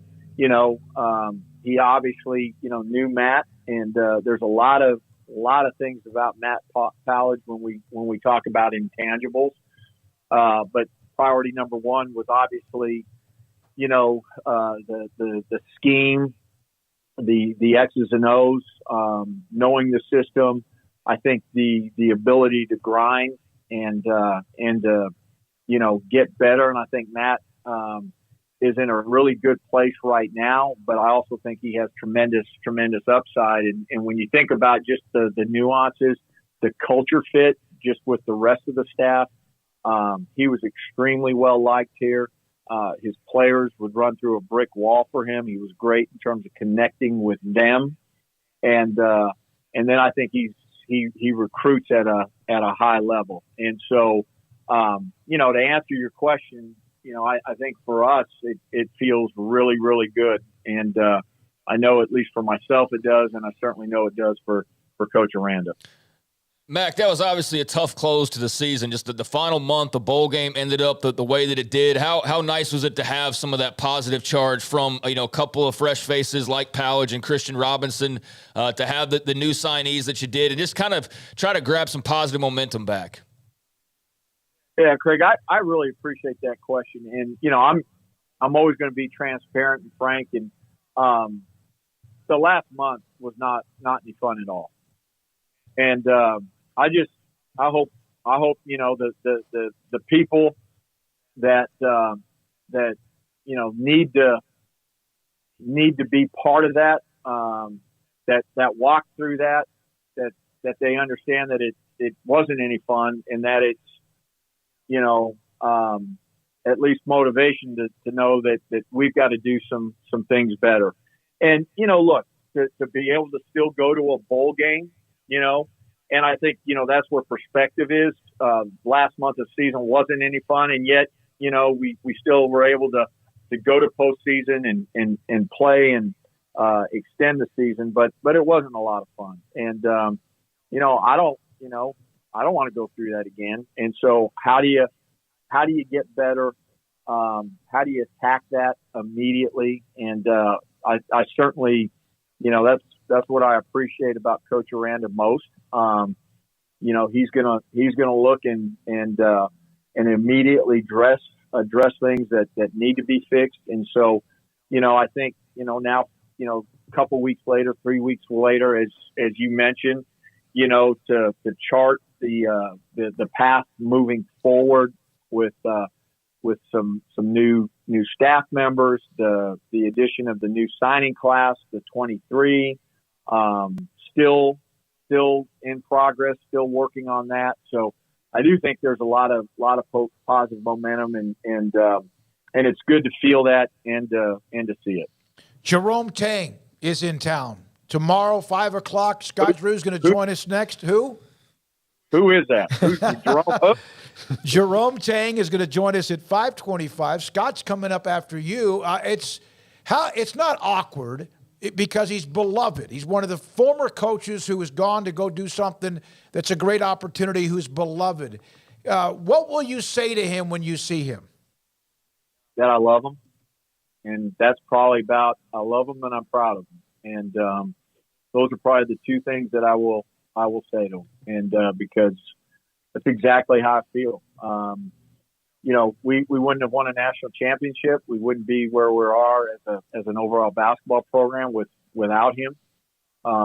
He was a great number 2 for Coach Drew, and he certainly earned the opportunity that he has at Kansas State. I mean, again, being really transparent, I wish it was, at a school not within the Big 12. Because that is hard, and it's not awkward. It's just hard because you're competing against somebody that you love and are proud of. But he's done a great job, or is doing a great job, and doesn't surprise anybody. And but make no mistake, we're going to do everything we can to beat him on Saturday. Yeah, Mack, but it is the only way outside of the NCAA tournament that, a former Coach Drew assistant or a family member that you're going to get that made for TV matchup, because you guys aren't going to play Grand Canyon, you're not going to play North Texas, you're not going to play Oral Roberts in those regards, North Florida, because Scott Drew didn't like to go against family. And I think that's why this is so weird and hard, right? That it's just, this isn't just a guy who worked here. This is family to Scott Drew and everybody else. Yeah, it is. And, we're competitive as heck, and Scott Drew's competitive as heck. And so is Tang. And so, trying to walk down that pathway about, no, you're not getting any extra minutes in the practice gym, right? Here's the schedule, and this is the schedule we give everybody else. And yes, we love you, but that isn't happening. I mean, that's real. And that's what you have to deal with when you're playing family, and Jerome is family. And so it's hard. And, I don't know anybody, since certainly I've been in this business, that just loves the opportunity and relishes to have to compete against your brother. And Jerome is a brother and a family member. Mack, what's it like to see TCU playing for a national championship? On the one hand, obviously incredible for the Big 12 and it moving forward. But I know it's tough. Like, I see a lot of Baylor fans are like, golly, like, just you want them to do well at the same time. You don't want them to do too well. But from your perspective, what does this TCU run mean for the Big 12, and how have you kind of taken it in? Hey, you want my professional answer or my personal? I know there's two. Yeah. So, how do I blend the two? And, maybe the way I'd probably start answering that is, probably I feel no different than probably TCU felt last year when we won the Big 12 championship and won the Sugar Bowl and finished 5th, in the CFP, the highest ranking ever for us. So it's probably, how they felt last year, is probably, how I feel, how a lot of us feel this year. I love the people at TCU. I've had a long friendship with Sonny Dykes. So I love him as a person. Jeremiah and I are dear friends, and so you're happy for them. But that's also your rival. and you're happy for the Big 12 because the Big 12 has needed to put a stake in the ground, so to speak, and get to the championship game, and so now we've done that. So it's mixed emotions. Just to be really honest with you, we recruit against those guys, we compete against them, and so from that perspective, I think it's hard. Just being honest, and they're TCU is our rival, and so so just trying to sort through all of that, and certainly be professional about it, and they deserve great credit. They have fought and have had a great year. I think the Big 12 deserves great credit because I think TCU is extremely battle tested because of the conference season, the teams and how well balanced it was. And I would not be surprised to see them beat Georgia. Well, Mack, I think that was one of the differences in the game against Michigan, in that TCU had been, essentially in 20 title fights, and Michigan hadn't. That's how it felt the whole year. That every time they're in one, when they got in the conference season in Michigan, and it's not their fault their schedule wasn't the same, but they hadn't played in that kind of intensity where TCU had. Yeah, I think there was a comfort level for them because they had been part of these close battles, come from behind, games that were very, very close, and I think teams can learn how to play through that pressure, and TCU obviously did that tremendously well. I thought they handled the pressure and the moment of the game really, really well. And I think that was certainly I don't want to take away credit from their coaching staff and Coach Dykes. So that's a big part of it. But also I think just the schedule, the balance within the Big 12 is a big part of that as well. Mack, 2 questions left, and thank you for your time. I'm glad you got back, and we'll see you tomorrow evening. Baylor and TCU, of course, Baylor and Kansas State, at the Farrell Center.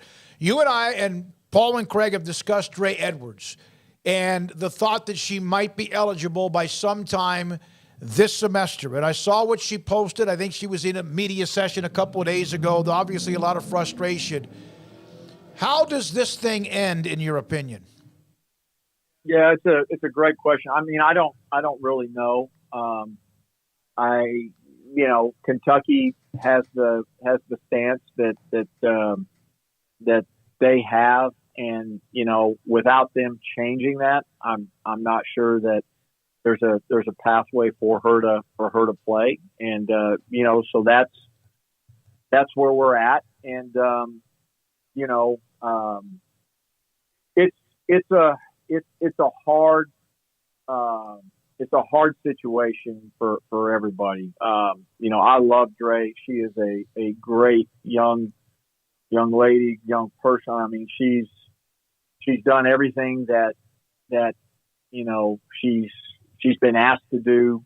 When you think about academically, and by the way, all of those hours that she had to take, it wasn't because she didn't do well. It's because of how many hours can actually transfer over and be applicable to a Baylor degree.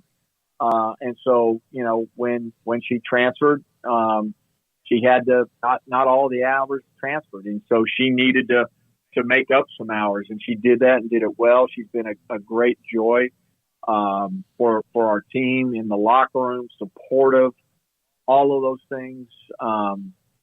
There is the rule, the one-time transfer. I don't know that any of us want to get into a situation where, you can transfer whenever you want and be eligible right away. I do think that this is a different situation. However, just given some of the stuff that she's been through, and I wish there was a way for her to play this year.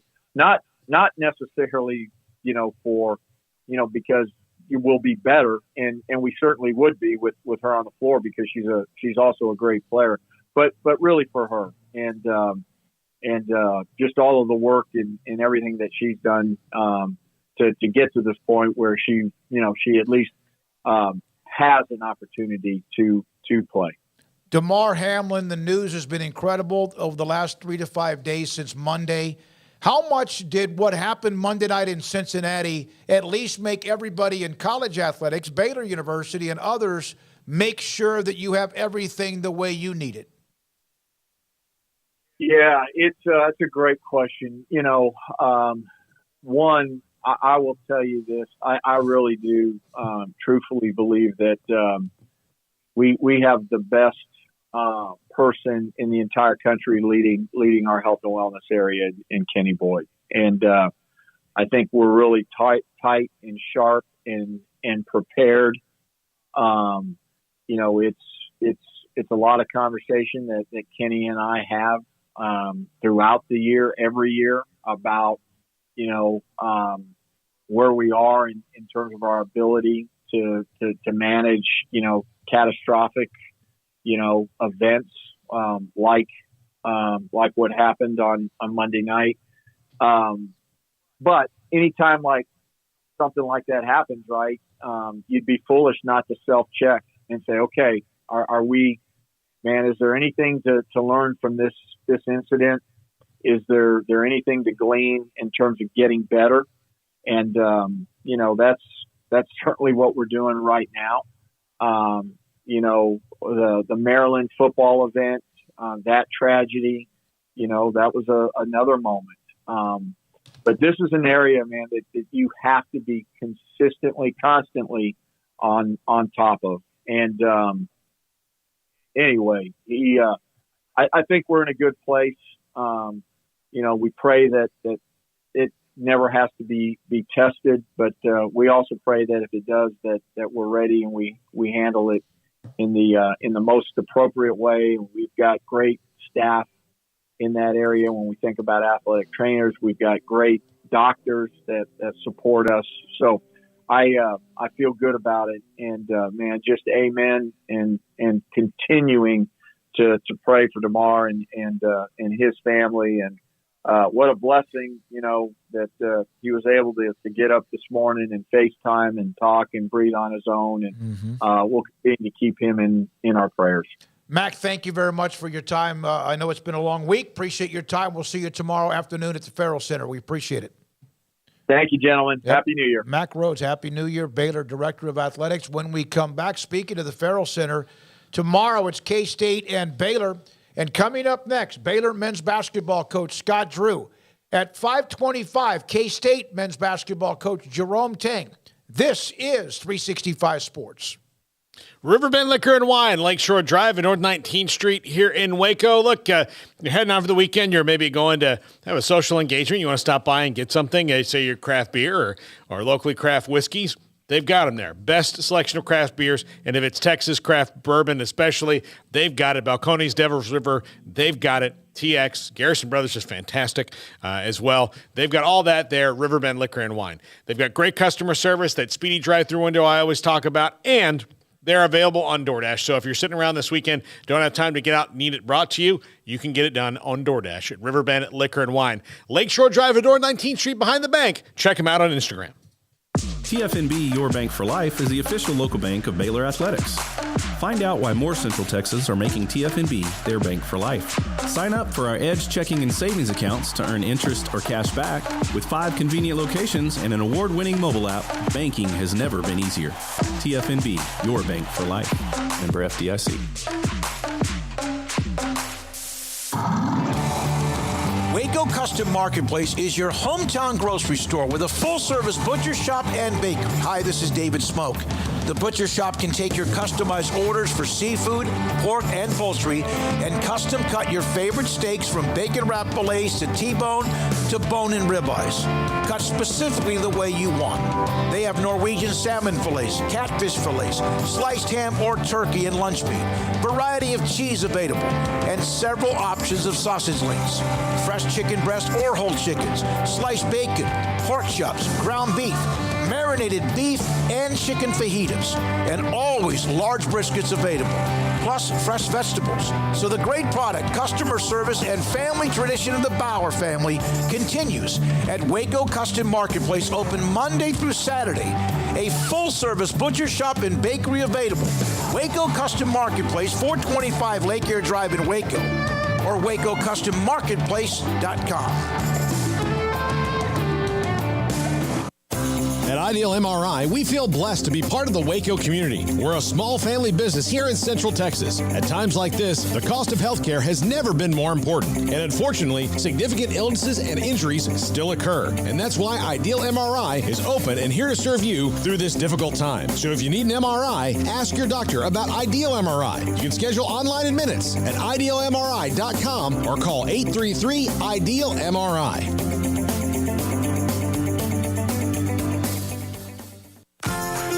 Automatic Chef Canteen is a full-service micro-market vending and office coffee provider with state-of-the-art vending equipment, a wide variety of products, and offering custom-fitted micro-market vending office coffee solutions for your employee break room. You want a full break room solution and a workplace oasis? Well, Automatic Chef Canteen, locally owned and operated for over 50 years in Central Texas, also includes in-house mechanics on call 24/7 for fast, reliable service and maintenance. Automatic Chef Canteen, 6900 Imperial Drive in Waco, or online at automaticchefcanteen.com. Three Nations Brewing Company has 16 different beers on draft with a new beer every Friday. It also offers 2 air-conditioned tap rooms, a large indoor beer hall, a second-floor mezzanine offering a great overview of the brewing company and equipment and patio where you can relax under the shade. Plus, you can now experience the new Three Nations Beer Garden Grill on our shaded patio. Grab a cold beer and enjoy a bite from our freshly prepared and delicious menu. Street tacos, quesadillas, freshly cooked burgers and dogs, and veggie burgers too. Nachos and so much more, all prepared and cooked on site. So come visit the award-winning Three Nations Brewing Company on East Vandergrift off I-35 in Carrollton.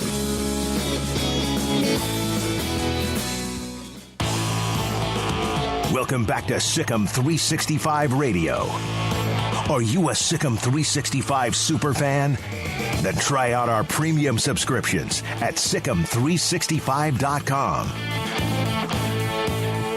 National Championship basketball coach Scott Drew with us. Baylor and Kansas State tomorrow night, 5 o'clock tomorrow, late afternoon. And Coach Drew joins us on 365 Sports. It's great to have you on, Coach. It's great to hear from you as well. How much are you and the staff just grinding, finding maybe this or that to try to turn the defense or some things around? Needless to say, I would not say we've been sleeping a lot. But the good news is we've had 2 good days of practice, and we feel like we made major strides from Iowa State to TCU. And the one area that transition defense that really cost us against TCU, after 2 days of working on things, hopefully we can put that to bed. And we fixed that. So we will see starting tomorrow because Kansas State's tremendous in transition, and at the same time, our taking care of the basketball has to keep getting better. Our turnovers on the offense, our percentage is way too high. We started out the year top 5 offense, one of the best low turnover teams in the country, and the turnovers have hurt us. Transition defense hurt us the other day. And defensive rebounding is an area that we'll continue to work to get better at. Now, the flip side, and I know I'm giving you a lot, but the flip side is I thought offensively, especially in the first half, we scored 49 points. We took high percentage shots. Things looked a lot better than they did against Iowa State. And that's a plus.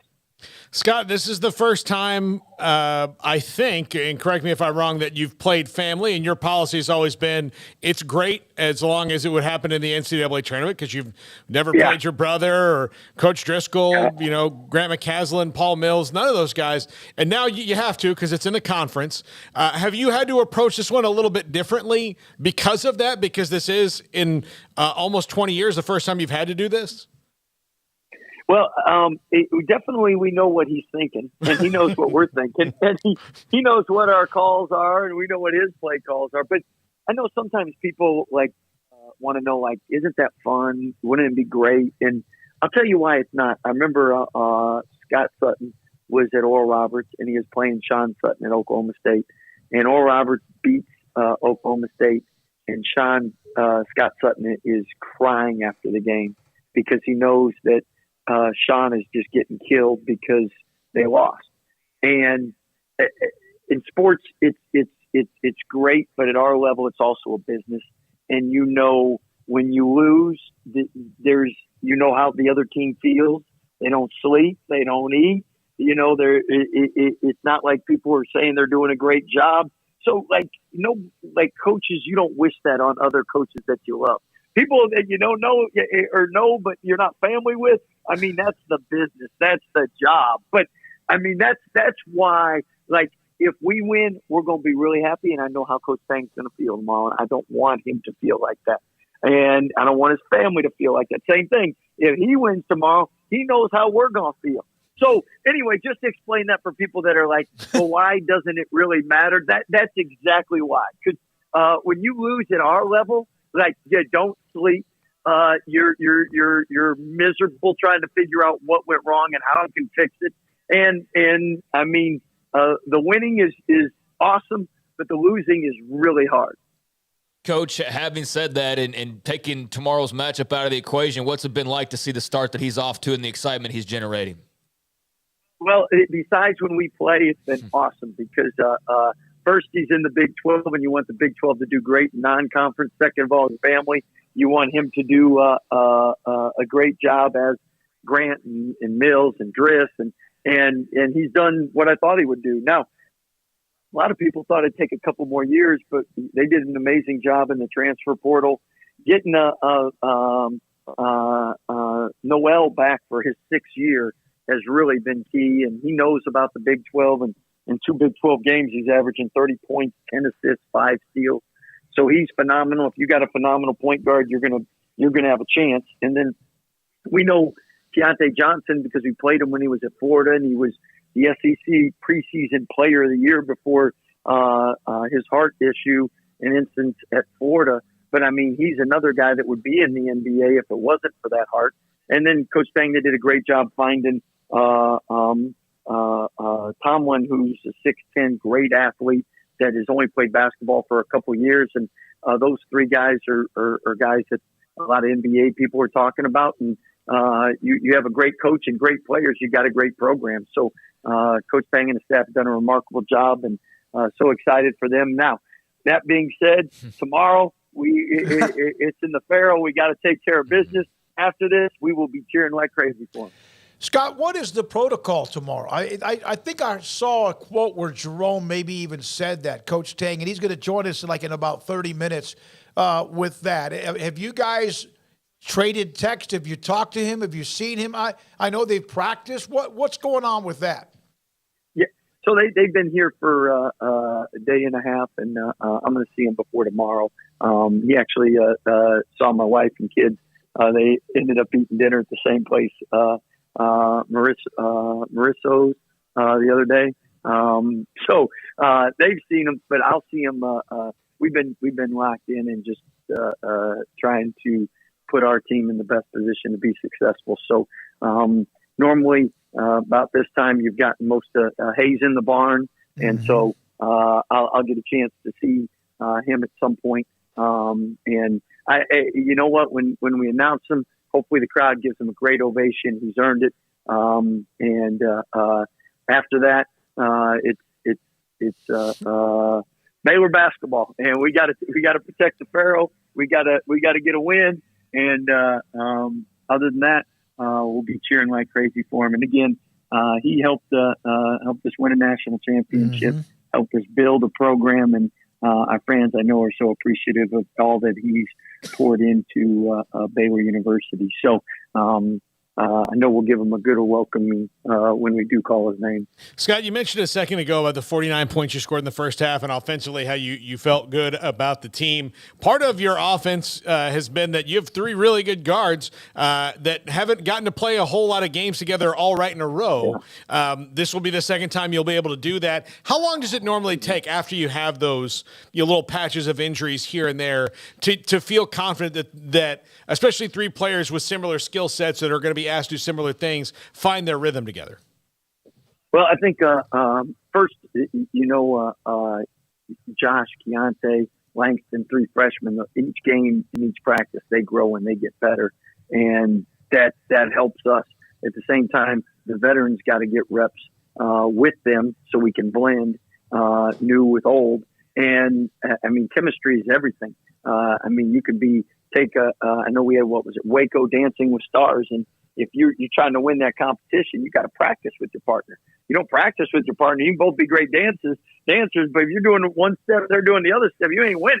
So at the end of the day, the best ability is availability, and getting guys to where we can stay healthy now, to where we can get some chemistry, get some rhythm. That's going to be critical. And you know what? Again, let's give the Big 12 credit. Everyone I saw the last was top 45 in the net. You're looking at all NCAA tournament teams. Take TCU, for instance, 93% of their scoring return. Last year, they should have beaten Arizona and been in the Sweet 16, and they'd come back. So, the one game they lost, they didn't have their two guards, so they'd be undefeated. So, we are playing really good teams. And sometimes you can play well and not win. And that's the great thing about sports.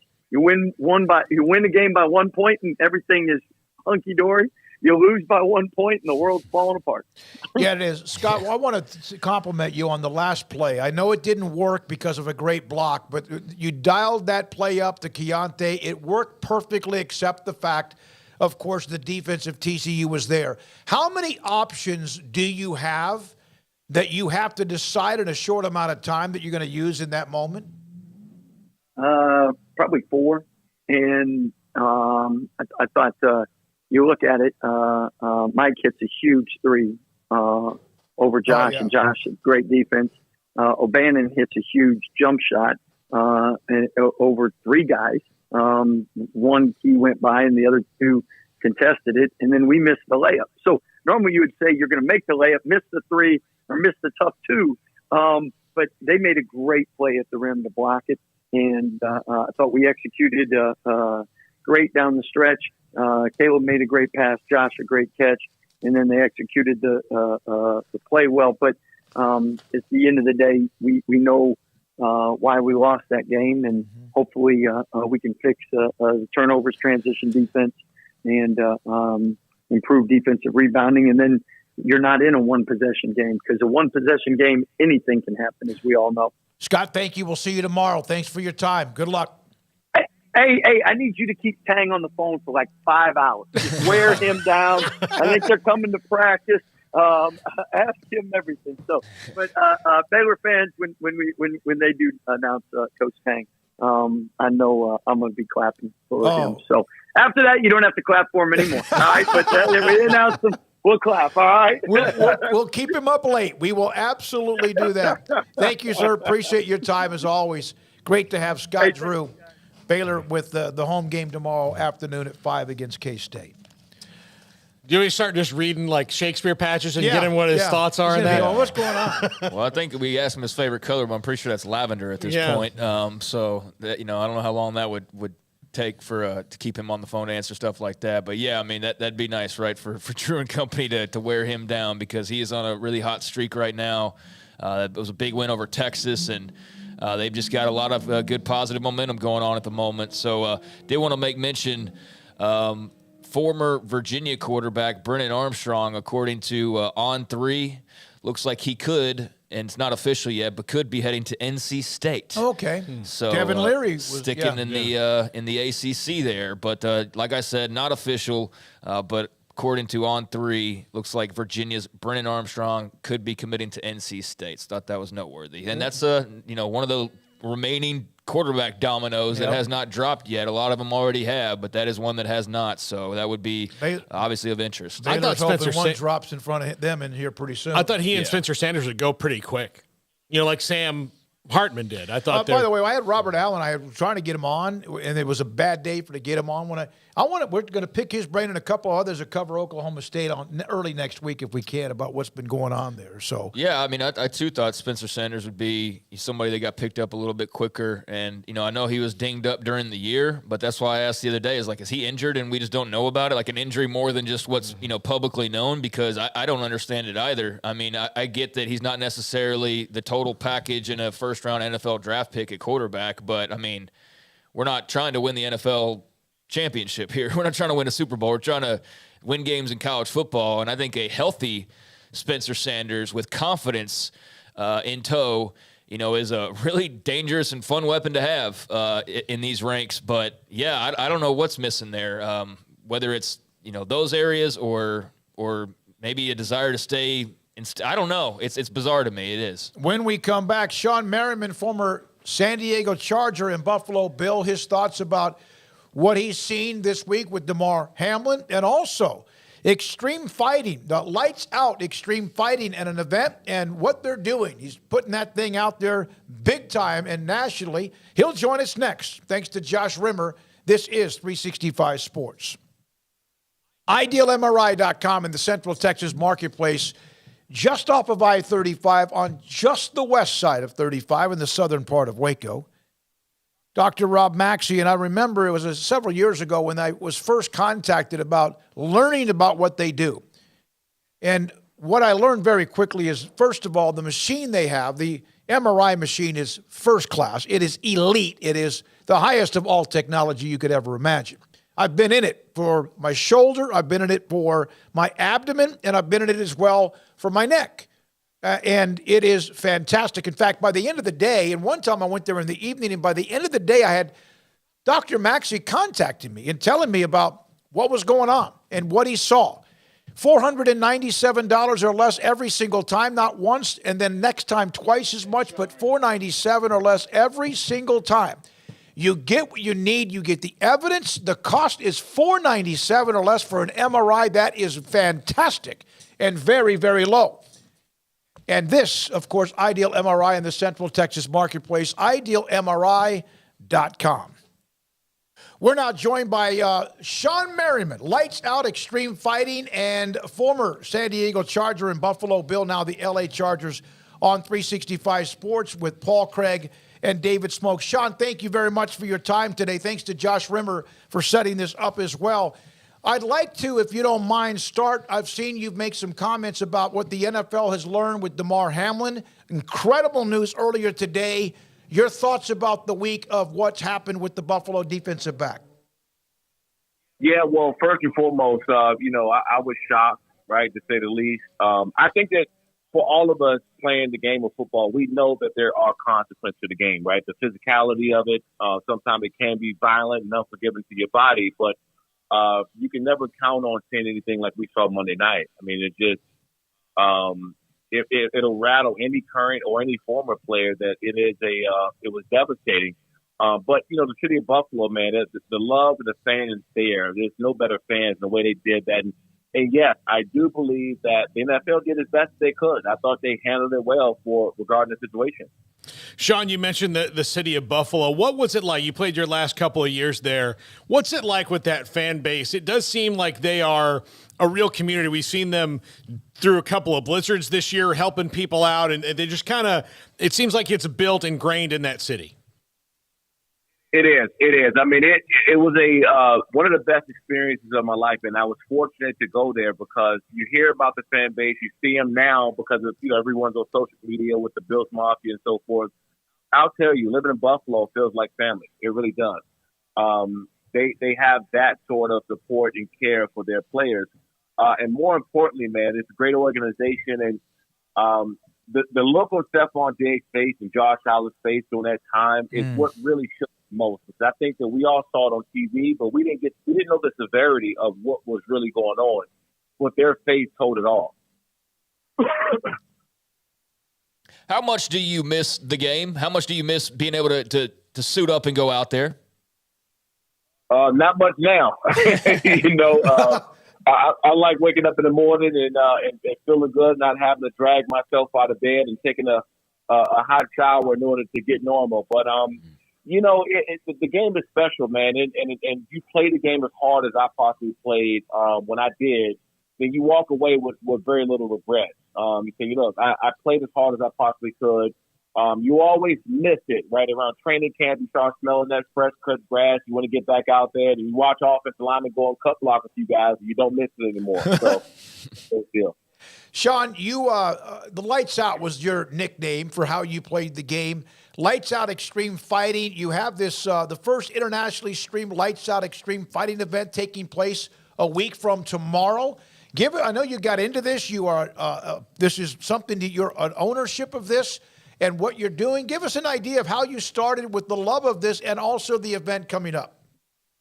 Yeah, so I started training myself back in the early mid-2000s, and I wanted to just get better at my hand-eye coordination. My being outside linebacker, pass rusher, I was convinced to go over there and try it out, and I just started training every other off season. During the off season, I just fell in love with the sport. 2018, we launched Lights Out Extreme Fight now on Fubo Sports, Fubo TV. If you don't have Fubo, get it. We got a big fight next Saturday, January 14th, live on Fubo. You can check us out around 7 p.m. We'll be live, and you can watch us all over the country. I believe we'll be showing in France, Spain, and Canada this fight as well. But if you don't have Fubo, get it. It's going to be a big one. We see the popularity of this type of sporting event. How much do you feel like it is just people like to watch car wrecks in a way? And in this particular case, people fighting, humans fighting, waiting for something like that? Oh, there's no doubt about it. I think that that's why we love football so much in this country. We love violence, right? We love big collisions and impact and, big gladiators out in the field getting after it. And, fighting is the oldest sport we have in this country and in this world. It's been around for, thousands of years. And now it's, MMA has kind of taken a upside in the combat sports industry because of just the competitiveness of it, the discipline, to whether you're a stand-up guy or jiu-jitsu or, karate or whatever your discipline is. And it's just grown. And for us, we're one of the highest watched programs for Fubo TV, for Fubo Sports. And so now, not only being nationally but internationally, it's been a fun building process for me. You as a defensive end, your job most of the time is one-on-one with the tackle, trying to get to the quarterback. How much do the skills that you developed as a pass rusher translate to when you are fighting? There's a lot of similarities, and you see a lot of former athletes now starting to get into combat sports. Frank Gore and Le'Veon Bell and Adrian Peterson, and you got, I think, 2 or 3 more fighting this year. And so what I've really been focused on, to be honest, is transitioning a lot of former athletes to Lights Out. It's a very easy transition, especially these guys that only have a very short career, right? You might have an all-star linebacker from Alabama or USC, and now they want to start taking up fighting. So for us, it's been great. What kind of opened the door to MMA for you? For me, I was watching The Ultimate Fighter, and they had the big, highly talked about finale with Forrest Griffin and Stephen Bonner. And Stephen Bonner just passed away. Actually, I think it was a week or 2 ago, unfortunately. But that really opened the door for me, and I was kind of locked into the UFC years and years ago after that. What opened that door for you? For me, it was really the branding of the UFC, right? I'm big into storylines and build up things like that. I think it's great. NFL films. The reason why the NFL is so big is because they told these great stories, right? The NFL networks and the 30 for 30. I love the storytelling and talking about the individual, right? And so that's what got me into MMA. Some of these gladiators and warriors who come from nothing and found their way to raise themselves to the top.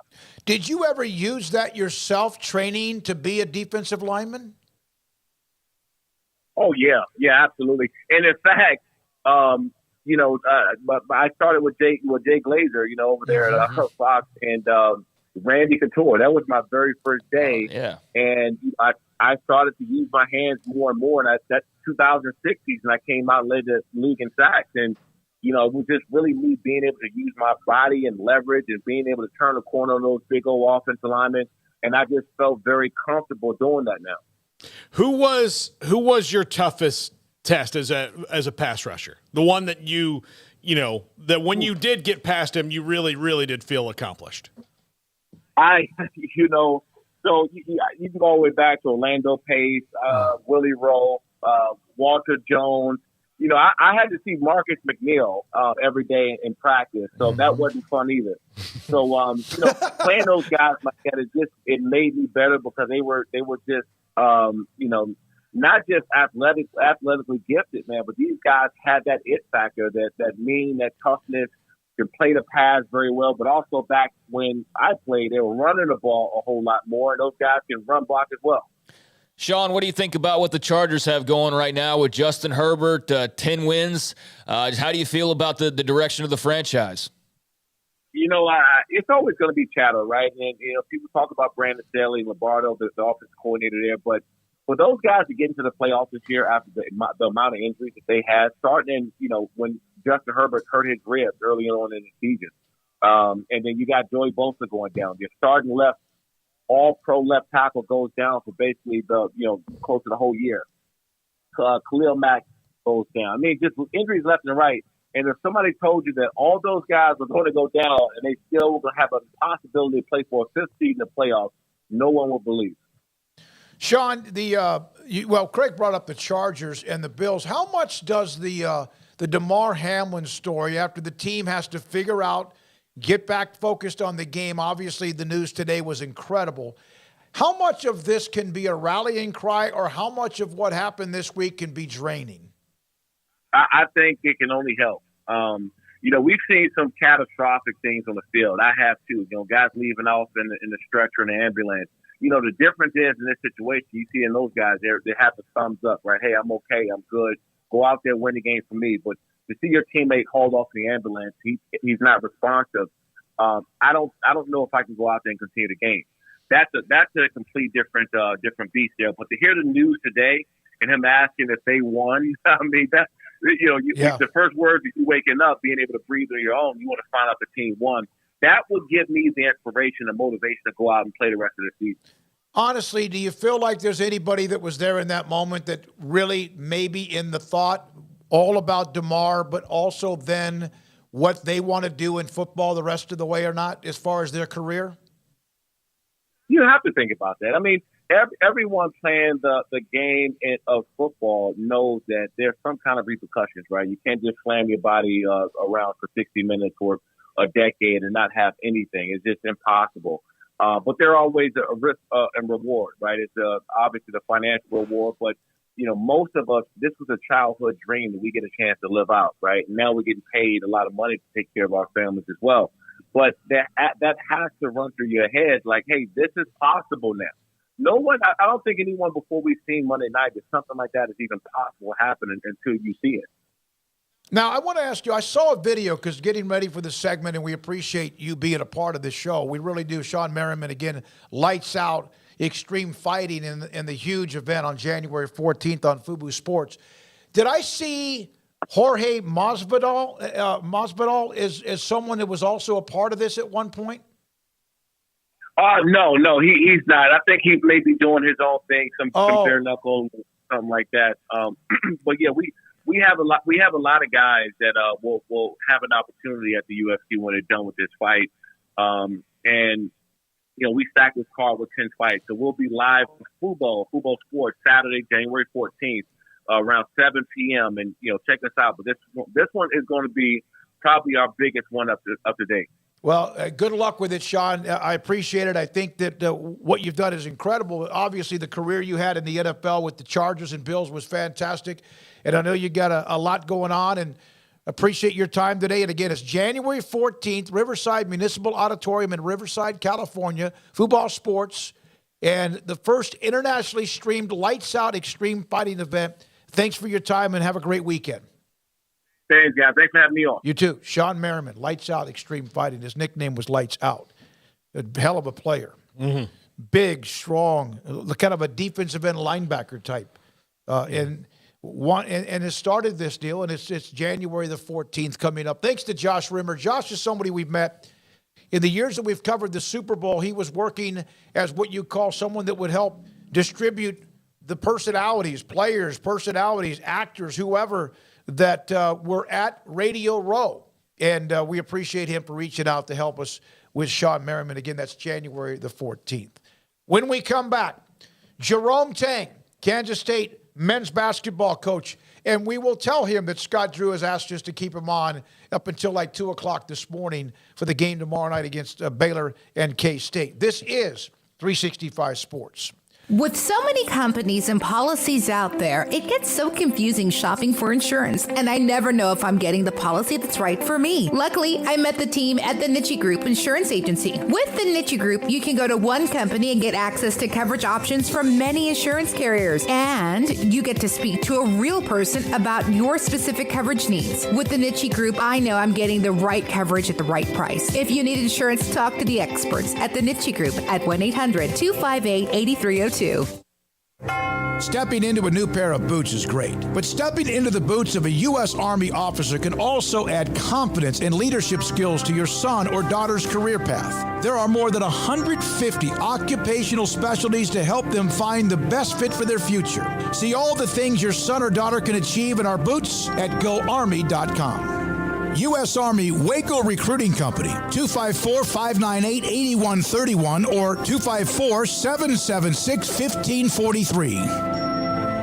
Pizza, burgers, and Bears football. There's no place around Waco that serves them all other than Bubba's 33. Come show your green and gold and enjoy some of Waco's best food and beverages while watching your favorite team, the Bears. When real Bears fans get hungry, Bubba's 33 is the #1 spot for ice-cold drinks, hand-stretched, stone-baked pizzas, and bacon-infused burgers. Join us for indoor or patio dining. Bubba's 33, Waco's restaurant and proud supporter of Baylor Bears football. Sick 'em, Bears. Did you know that 1 out of every 4 men have symptomatic low levels of testosterone and don't even know it? And if you think you're too young to worry about it, guess again. Low T levels can make you feel tired and grumpy, cause weight gain, and wreak havoc on your sexual desire and performance. Petty Clinic Low T can set up same-day blood screening and results, so if you're tired of being tired, I challenge you to man up and Google search Low T Waco or go online pettycliniclowt.com. It's a private clinic with an atmosphere catering to men. Affordable, only $150 a month, includes lab work, office consultation, testosterone injections, follow-up visits compared to $395 a month in Dallas or Austin, and you don't have to fight the traffic.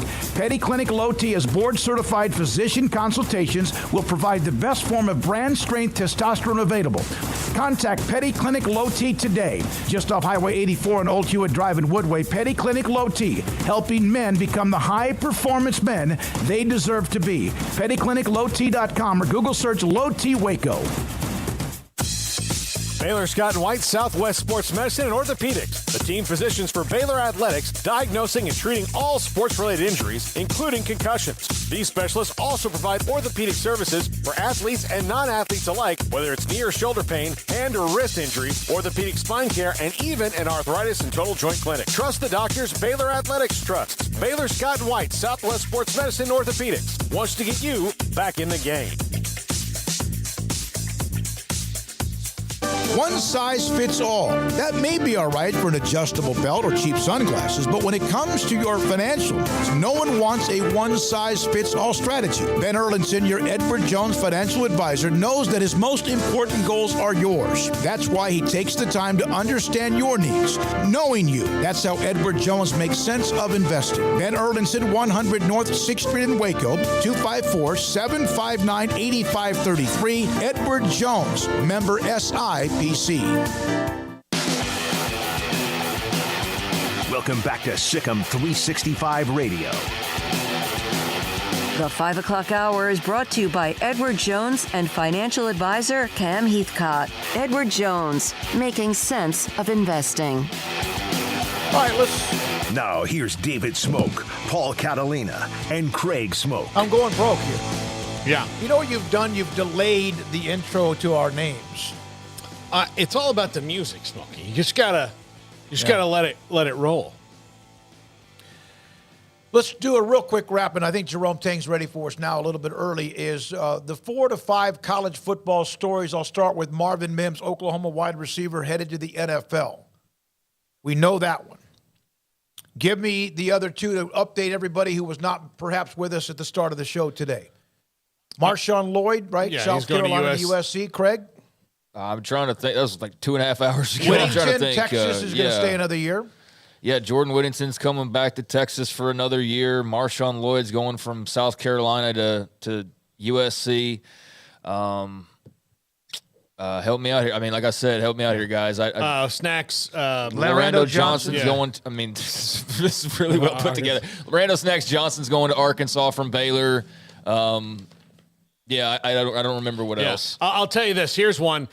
People asked us to talk about the Jim Harbaugh NCAA thing, but we didn't exactly know what it was. There is a report out there that the allegations center on too many coaches at practice sessions, meeting with 2 recruits during a COVID-19 dead period, and watching player workouts over a video feed. Sounds like Herm Edwards at Arizona State. That's the level 2 violations. The level 1 allegations that Harbaugh misled investigators when confronted with the allegations or the question about level 2 allegations. A level 1 could, blah, blah, blah, lead to certain things. But that's what happened at Michigan with Jim Harbaugh, allegedly. That those things went on. So you're in front of a group that really has no more teeth. They're looking for a reason on occasion to be able to let everyone know they have some teeth left, like false teeth or what. And you don't just tell them. It's not sometimes what you do, it's what you try to cover up you did, right? To cover up the crime. But not necessarily with the NCAA. I think the motto has been don't do anything or give in at all, and you'll be fine in the end. But what I'm saying is he lied. Yeah. Yeah, he did. Instead of just saying nothing. And I mean, maybe if he would have been honest, I don't know. I mean, that's where I don't know enough about what's what to have a real strong opinion on this. I mean, it's an NCAA infractions case. I mean, am I going to sit here and really pretend like this is going to be the death of Harbaugh? I mean, am I really going to just fake it? No, I'm not. I mean, there is, obviously because of his situation and the NFL flirtations and all of that, there's reason to believe like, oh, maybe there is something to this because, that would lead into him, leaving the door open to possibly leave, even though he's left that door wide open for the last few years, it seems like. Every offseason we're doing the Jim Harbaugh NFL dance. But, yeah, I mean, that adds some fuel to the speculation about another way that could lead to him walking out the door in Ann Arbor and walking into, another situation. But, I mean, like, there's nothing imminent. Don't know if there is going to be anything anytime soon, and I don't really know the severity other than, like if you were violating COVID protocols and things like that and you were practicing when others weren't practicing or whatever's alleged, then, that's awful. Like, you shouldn't have been doing that. Now, am I surprised? No, because I figured that there's probably a lot more that we don't know about that were bending rules during COVID periods and whatever else is alleged. So, I need to kind of see where it takes us before I start to put too much weight on this being – a major story, but it's of note. I'm not going to pretend like it's nothing. It's of note. It's just that when I hear the NCAA and infractions in college football and minor penalties, I'm not expecting a whole lot from this, is what I'm saying. We also mentioned it yesterday. Yeah. We did bring it up on the show yesterday. Now we know kind of what they are. Right. And I'll just tell you this. I'm as afraid of the NCAA if I'm a coach as I am of, Emory hurling a marshmallow at me and rendering me unconscious. Like, it's not going to happen. Like, you can't throw a marshmallow that hard. It's just not going to happen. I'm going to test you. Test me. Some of those marshmallows get a little bit like dried. They lose some of the moisture, and they can. I would think it would just, and that happens. It would just disintegrate on contact, thereby rendering me going, "Ow." Yeah. In no way, shape, or form would that, even if it dried out, hurt in any way at all. It's a marshmallow. It's not. Are you not going to throw something better than a marshmallow at Paul anyway? I'm just saying that, like, if Emory said, like, listen, buddy, I'm going to knock you out cold. I'm going to throw this marshmallow at your forehead. I'd be like, all right. I mean. Trey Sanders is another one, the young man from Alabama who's headed to TCU, as are former Alabama teammates and recruits JoJo Earl and Tommy Brockemeyer. Those were a couple of the others that were also a part of that. I'm not trying to dismiss the Harbaugh thing. To answer your question, like we've brought it up and talked about it a little bit, but it's just like where to take it after that initial response that I just gave. It's like, that's pretty much all there is to it as of this moment. So we will see, but I know that there's definitely, watchful eyes on what Harbaugh does here over, I guess, would assume that the next few weeks, and whether, he eventually does in fact stay in Ann Arbor or if there's NFL, moves to be made. But very interesting time period once again for Michigan. Like I really, what I said about them yesterday was obviously that semifinal was immensely disappointing and unexpected for those who didn't respect or wrongfully watched wrongfully respect or didn't watch TCU and kind of know what was coming. I think a lot of us that saw TCU felt like they had a chance to win that game. I was surprised that Michigan wasn't a bit stronger up front, given that was kind of where everybody expected their advantage to be. And I did think TCU was better than given credit for, but I didn't think they'd go out and just dominate up front the way that they did at times or in some cases. Now, the explosiveness and all that, I think that probably caught some Michigan folks maybe a little bit off guard, having not watched TCU regularly, just how explosive the Frogs were. But, yeah, I mean, we'll see what happens with Harbaugh. I think that ultimately, I guess where my opinion lied yesterday was I just hate it for Michigan fans. I mean, every time you're having a little bit of success, this is like Baylor with Matt Rule, and that was just a much shorter period. But you finally had this big turnaround year of 7-6 after going through scandal and going through 1-11, and you get to 7-6, and what immediately happens after you win the Texas Bowl is NFL rumors start up. And so you got all these teams who are, you're trying to recruit. He's denying rumors. All these teams are talking about he's going to the Jets. He's going to whatever, negative recruiting. He ends up sticking around. Awesome. You get into this next year, have an even better year. They win double-digit games. They play for a Big 12 title. They play in the Sugar Bowl. Now, they lost both those games, but, hey, positive momentum. And the Sugar Bowl was to Georgia, who would win the national title, a year or two later? So, there's no shame in that whatsoever. And so that happens. And then what happens what happened before that even happened? What happened in the week in New Orleans leading into that game? Nothing but Matt Rule Jets rumors, nothing but Matt Rule NFL rumors. And God bless him, it's not entirely his fault, but it just kind of ruins the mood. It ruins the excitement level, and it really ruins the momentum, I think, in some ways when you're constantly herky-jerk. Now, Michigan's a brand, bigger than most, and so no matter who the head coach is, they're still going to pull recruits and still be able to, survive coaches leaving and things like that, no matter how big of a name Harbaugh is. But as far as the entertainment value and the enjoyment of fans, I really hate it for them. That sucks. It's not a fun thing to go through when you're Izzy in, Izzy out, Izzy in, Izzy out every single offseason. And so, something has to eventually give there, because we're going to keep doing this the next 5 years. We're going to do this every single year until he finally decides to go somewhere. So he needs to either sit down and shut up and stem off all these rumors, or just go make the leap already, because, I mean, that's what I would love for Michigan fans, at least. All right, I'm going to give you an example on that, and Paul's tracking down Jerome Tang. This week, Aaron Rodgers was asked the question, which is a legitimate question, about the fact that this could be his last game ever at Lambeau Field.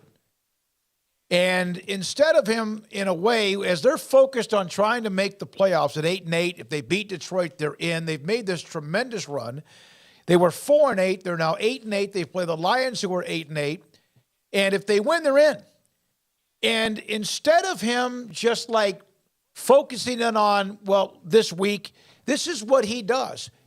No matter if it's August, training camp, in July, or February, he always leaves the door open. And it's annoying as hell, I'm sure, for Packer fans who love the guy, but at the same time, they have to deal with some of this kind of drama. He kind of lives in that cloud, in that little bubble of drama. And I saw some of his quotes from yesterday when asked about Lambeau Field in the Packers game against Detroit. It's just, God, can you not enjoy the 4-game winning streak and enjoy the fact that you're still at least eligible and control your own destiny to be a playoff team? All right, tomorrow night at 5 o'clock, we'll have Jerome Tang in just a moment. Tomorrow, 5 o'clock, in obviously a hell of a game. K-State coming off the 116-103 win in Austin earlier this week. Baylor coming off the gut-wrenching loss at home just a couple of nights ago to TCU. And then you look at this game because of Jerome Tang coming back to a program in which he helped build the national championship program against Scott Drew and against a bunch of others he's been on staff with. And then the fact that Kansas State's pretty good. They're pretty good, and they were picked dead last in the conference before the season began. Dead last in the conference.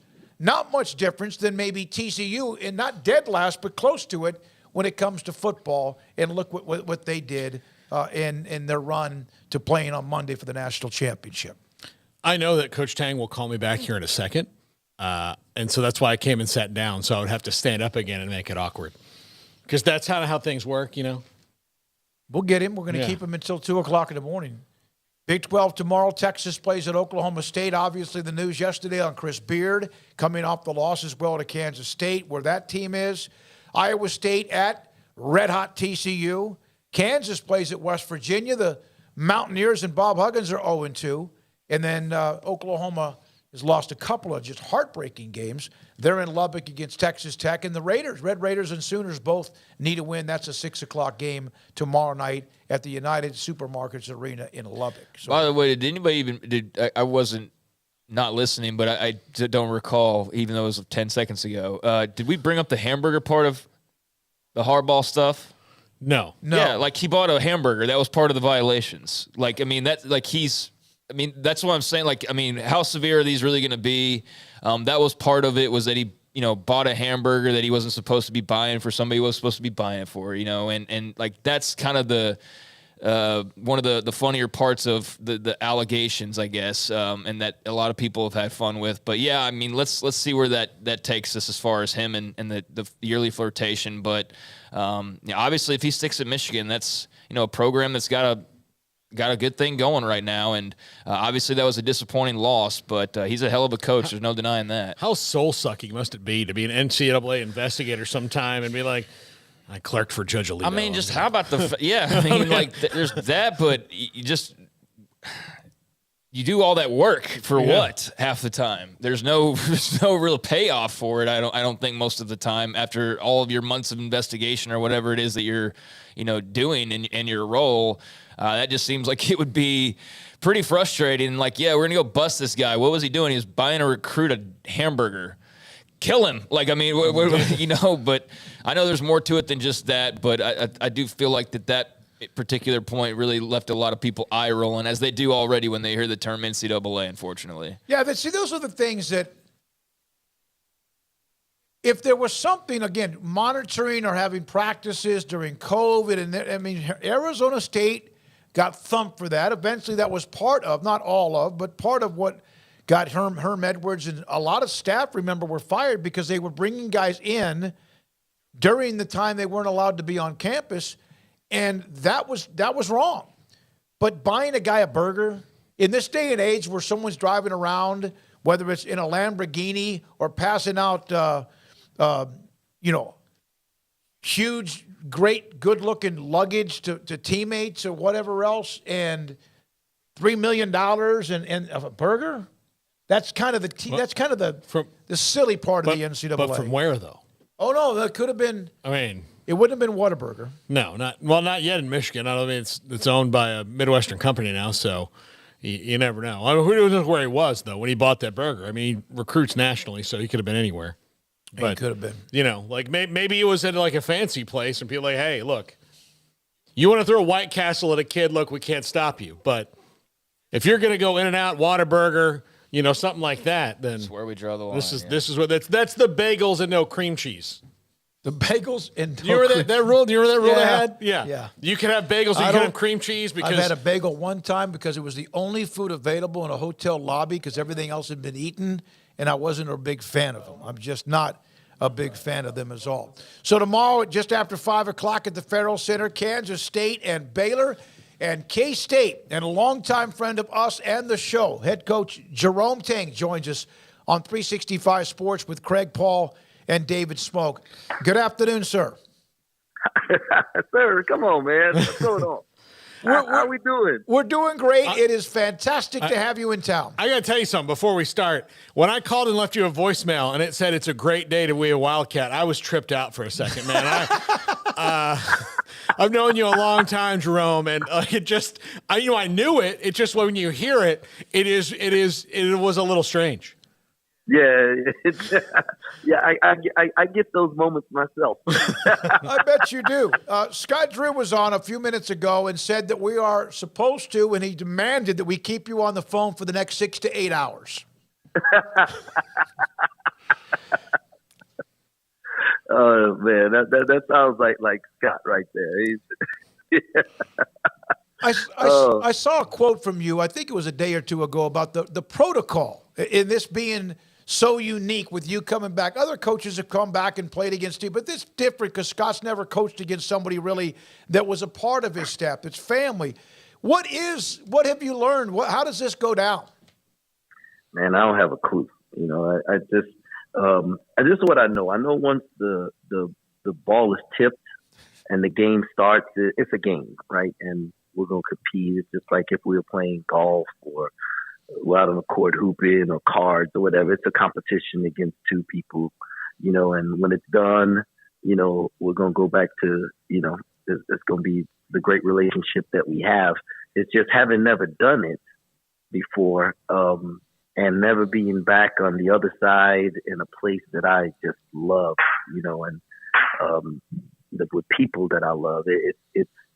I can't tell you, exactly what's all going to be running through me. I'm just praying that, I could contain that part of it and be able to do the best job I can for my players because they deserve it, right? This is about them. This is about, for Scott, it's about the team, his team, and it's about, my team and not about me and him. And, cause it's not a competition between us. It's a love fest, so. Jerome, so far, everything has looked really, really fun and great for you at Kansas State, and taking over a program in the first year is never easy. And a lot of times you watch from a distance, wondering if things are a fit. I know that part of it is a testament to your personality, but it does really seem like you and Manhattan, Kansas work well together. Man, the people in the community and at the university, the K-State family, they're very, very passionate about the university and, all things Wildcats. And, I'm an all-in kind of guy, when some place, man, I love everything, the rowing team, the gymnastics, whatever it is, I'm all about wherever I'm at. And, so it's really easy to, just dive into this because the people are so passionate. What was it like to see Coach Kleiman and the football team go on the run that they did? Oh, man, it was awesome. You know how much I love football. And, man, it's been great. He's been so wonderful. Let's me come to practice and, watch. And, that goal line stand in the Big 12 championship game, so reminiscent of the year before with Coach Aranda and the Bears. And, oh, man, I was like, having deja vu all over again, so it was really cool. What did you learn about Kansas State after you'd been there a few days that you didn't really know? Well, first thing I learned is that the cold was real, right? It was, because it was like in the 40s in March and April, and it flurried and all kind of stuff, and man, I wasn't adjusted to it. And then the other day it was in the 40s and almost wore shorts, so, but you know what? I'd heard about how passionate the fans were. I'd heard about, just that whole Wildcat family thing. Mm-hmm. And then I got up there and the synergy between the town of Manhattan and the university is it's just incredible. All the street signs have Power Cats on them. The trash cans are purple. They say when there's ice on the road, they put purple salt down. People everywhere you go. It was probably a few weeks of being there before I ever saw another school, someone wearing a jersey from another school or a T-shirt or something. It was just everywhere you go. Everybody has on Wildcats and K-State stuff, and so that's been really cool. You have had to build this team a lot through the portal in year one, and that's how things go. But the hardest thing, as you know, is to build chemistry with all that. What's been the key to you guys doing that so quickly with people who came in from all over the place that didn't know each other? You get the right kind of kids with the right mindset. I think we have 8 state championships on our team, so we have guys who have won. They understand what it is to be in a single elimination tournament and, be in games where they've been down and had to come back in order to win that state championship. And, guys who have won before, they understand there's a certain sacrifice that has to be made. And then guys who have won at the college level, Desi Seals played in the Elite Eight at Arkansas. And, Keontae played in the NCAA tournament. And so we've had multiple guys that have won, so they understand the sacrifice of winning. And then my staff is just incredible, man. We have family dinners every Sunday, and we do a bunch of things. We spend, people always talk about being family, but if the only time you spend time together is on the court or in basketball-related stuff, then you're really not a family. And for me, we do a lot of things away from the court with the guys, and they spend a lot of time with us and our wives and our kids, and because I want their parents to know that, they have a family. They're like, our guys just don't know where my bathroom is. They know where the forks and the spoons are, right? They know where the cups are. Like that's what family is. You have found Marquise Noel. Seems like he's been rejuvenated. He's been good, but it looks like this year there's things he's doing even better. He seems he's playing at a high level. I know that the great story about Keontae Johnson, we could ask you about that as well. What conversation did you have with him, Marquise Noel, when you took the job? I went out to lunch with Keith one day, and we were struggling, like, getting guys, right? We had 2 dudes on the roster, him and Ish Massoud, and with just trying to get guys. And I told him, I said, because of how much him and Ish were working, right? Like trying to help us recruit and hosting kids and doing all the things they were doing. I said, hey, Keith, man, I want you to know, man, we are going to work as hard as we possibly can to make sure that we have a team here that's going to give you a chance to play in the NCAA tournament. And he said to me, Coach, Kemba Walker took a bunch of freshmen to a national championship. So I'm just letting you know, I'm going to do whatever we got to do for us to get there. And I actually looked it up, and there was 3 freshmen and 2 sophomores on that group with him, with Kemba Walker, and they won a national championship. And so when he expressed that kind of passion, belief, faith, in his ability and in what we were going to be able to do, it just, really fired me up to want to work even harder with and for him. And I've just asked him to try to see the game through my eyes, and I was going to try and see the games through his, so that we can come to an understanding of how we want it to look. And he's done a great job just trying to grow and understand what we want it to look like out there. You have seen players that you coached, whether it was Isaiah Austin, King McClure, who have gone through some things to have to deal with the health as far as the heart, et cetera. We saw what happened on Monday night with Demar Hamlin. You have a young man in Keontae Johnson who had an experience of a very scary moment in his career. Did that come into play at all this week with what we saw Monday night in Cincinnati? I think some people had interviewed Keontae, and he said that he understood what was going on out there and knew what the young man Demar was going through, and I think his mom was able to reach out to them and let them know that she understood it too. So, seeing that happen, I'm sure it stirred up some things with all of us, that what Keontae had been through. The blessing of it is that, Keontae has, I think they say it's like 99.9% that if anything was to happen to Keontae, that his defibrillator would revive him. You know what I mean? So there's a security there for him that, and his likelihood, he has a greater likelihood of survival than the normal black male athlete who are more susceptible to this type of thing than any other athletes, which is, crazy. So we learned that. And so, yeah, it does stir up some stuff, but it also stirs up the blessing that he has of being able to, play the game that he loves again, in a meaningful setting. Big win for you, obviously, at Austin as a program, as a coach, as a team, et cetera. But you're kind of used to being on a basketball team that beats the Longhorns, aren't you? It was a huge win, man. Those Longhorns, they are very, very talented, and Coach Terry's doing a great job with them in the middle of a very difficult situation. Those guys have rallied, and we played well. They played well too, though. So the great thing about it is it wasn't like we caught them on a bad night or anything like that. They played well, and we played well, and so that made it. It was very gratifying. Always tough in this league to get a road win. So whenever you can get one, you got to celebrate it, and then you have to wash it and move on to the next one. Because this is the third. Our first three Big 12 games against ranked opponents, and 2 of them on the road. So it doesn't get any easier either moving forward.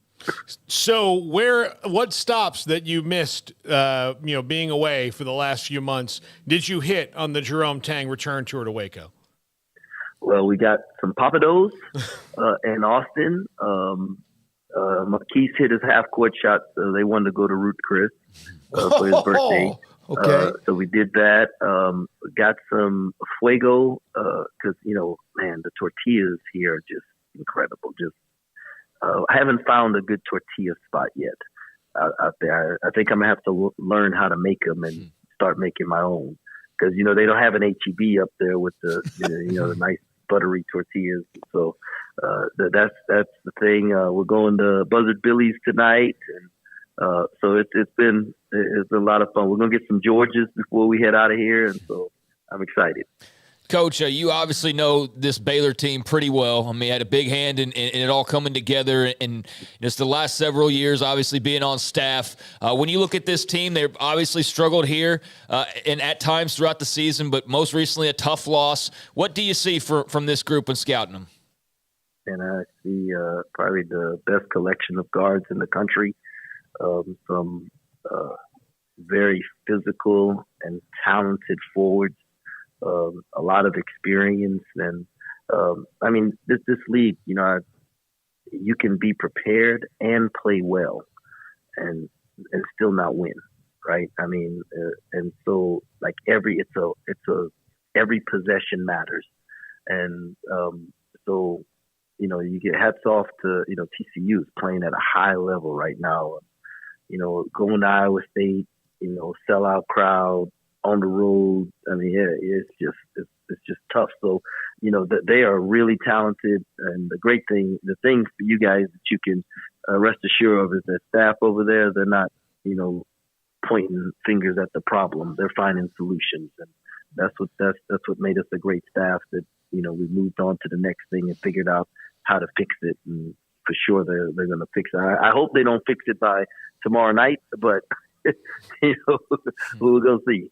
I know you have things to do, film, meetings, etc. What about being a head coach has surprised you that you didn't quite, even though you took over a couple times when Scott wasn't coaching, and you've been in that right next to him, connected at the hip for a long, long time. What about being a head coach was something that maybe you didn't expect? You know what? It's not that anything has happened that I didn't expect or whatever. What was really, what my eyes have really been open to is what a great job Scott did as being a head coach. And I've called and texted him several times just to tell him, man, you did a great job. Like, I know that I didn't tell him enough what a great job he was doing as a head coach. And, because we were always trying to figure out how to do things a little bit better. Mm-hmm. And because we were so consumed with doing things a little bit better, I didn't take enough time to, he's prepared me. He gave me the opportunity to do things that prepared me for this moment. So I haven't been overwhelmed by really anything. Other than the media stuff, sometimes I'm like, really, I got to talk to them dudes again, but because I don't know them the way I know y'all, right? Like, so mm-hmm. we are friends, and so this is to me, it's friends talking, and I think as I get to know everybody around there, we develop that kind of a relationship, then it maybe won't be a bother for me. But Scott, you look at the success Mack and Paul and Mill have had, and you say, man, somebody did a great job helping prepare them for that. and Scott did a great job to help me prepare for this. Obviously, you mentioned Rodney Terry. Last question, Jerome. It's a very difficult situation. And yesterday, of course, another part of that story. Did you tell him much? Did you give him any kind? I mean, he's been around. There's no question. But did you give him any kind of help or advice? No.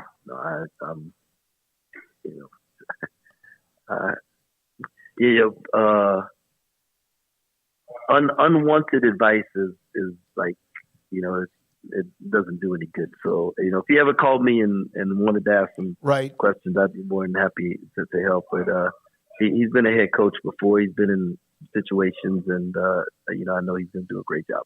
Jerome, can't wait to see you tomorrow. Good luck. Thank you very much for your time. We love you, man. Mack Rhoades, when we said, what do you remember? What do you think about when we say Jerome Tang? I love him, and I'm proud of him. That kind of sums it up, I think, for a lot of people. Well, thank you very much, fellas, and looking forward to seeing y'all tomorrow. Yes, sir. Go Cats. Jerome Tang, Kansas State men's basketball coach on 365 Sports. And somebody asked me about whether or not I would bring up the fact that now Texas has had a coaching search. I'm not going to do that with Jerome Tang today. Not the time. No. There's people know who they can need contact. I'm not bringing that up. He's got a basketball team, although I know his name is obviously as they continue to have success. But Kansas State's a pretty damn good basketball program in history themselves. Well, I'll tell you this right now. I don't think that Texas, even to that point, I think that their goal is that Rodney Terry gets that job. I think that's what they want. Yeah. So that's why I wasn't going to not even going to go there. But we appreciate that. I love that guy. I mean, he and the story about how Scott Drew went to visit he and his wife down in the Houston area, and just they meshed immediately. I mean, you hear that, but they did. And my God, were they fantastic together, along with many coaches that have gone and had head coaching jobs, still have head coaching jobs, and he was a part of that national championship a couple of years ago. All right, when we come back, Paxton, if Paxton gets one of the 5 right, I'm going to give him a $50 gift certificate to George's. Does he already have one right? He right? already has one right. Well, no, that doesn't count then. So, no. He didn't it for the first pass. He didn't know what I was saying, so I had to correct him. He did 3 out of 5 yesterday. Okay, doesn't count. That doesn't count. I was going to do that because I was given one last night for at an MC event, and so I like to pass that along if I possibly could. I'll just give it to Craig, or maybe Paul if you want it, or Garrett, or Emery, or Jacob, or Jack, or Levi. This is 365 Sports. Waco Custom Marketplace. What are you having for dinner this weekend? Maybe tonight. They're closed now. Well, they're about to be closed. They're open until 6 at 425 Lake Air Drive in Waco. Butcher shop and a bakery. Full service. I say full throttle, full service. Pork, poultry, seafood. They have Norwegian salmon fillets that are absolutely delicious. They're thick and delicious. But then comes to the beef part of it all. Yes, they have hamburger, and they have briskets. They have tubs of briskets that when you walk in the door, big ones too, that you can have whatever you want. Take one home, smoke it, do whatever you're going to do. Whenever you do that again, and they have steak, custom cut steak. They have some in the window right there where the butcher shop is. But if you like your steak cut a certain way, and I like mine 1.25 inches thick, bone-in ribeye, I call up. Usually in the morning, go by there an hour or 2 later, maybe sometimes a little bit later than that, and I pick up a box of, let's say, 4 to 6 bone-in ribeyes. Or, along with that, bacon-wrapped fillets that are this thick, and they are absolutely delicious. If you want, call them. Go online, WacoCustomMarketplace.com. They will cut it for you. They do a great job. And then, of course, the bakery with fresh baked bread and kolaches every day. Plus, they have other sweets and cookies and cakes, etc. Waco Custom Marketplace, your hometown grocery store, 425 Lake Air Drive in Waco. Howdy, Chet Garner here, professional guide, searching for bears in the wild. But not just any bears, oh no, a particular kind. With hundreds of thousands roaming freely in the wild, yet still hard to spot unless you know the signs. There they are, Baylor bears. If you're a bear enthusiast or even a bear yourself, join me and let's find some bears in the wild. Join the expedition at Baylor.edu/alumni. Hi, this is Paul Catalina. I recently got engaged to the love of my life, but the most important thing that I had to do before I popped the question was get that perfect ring.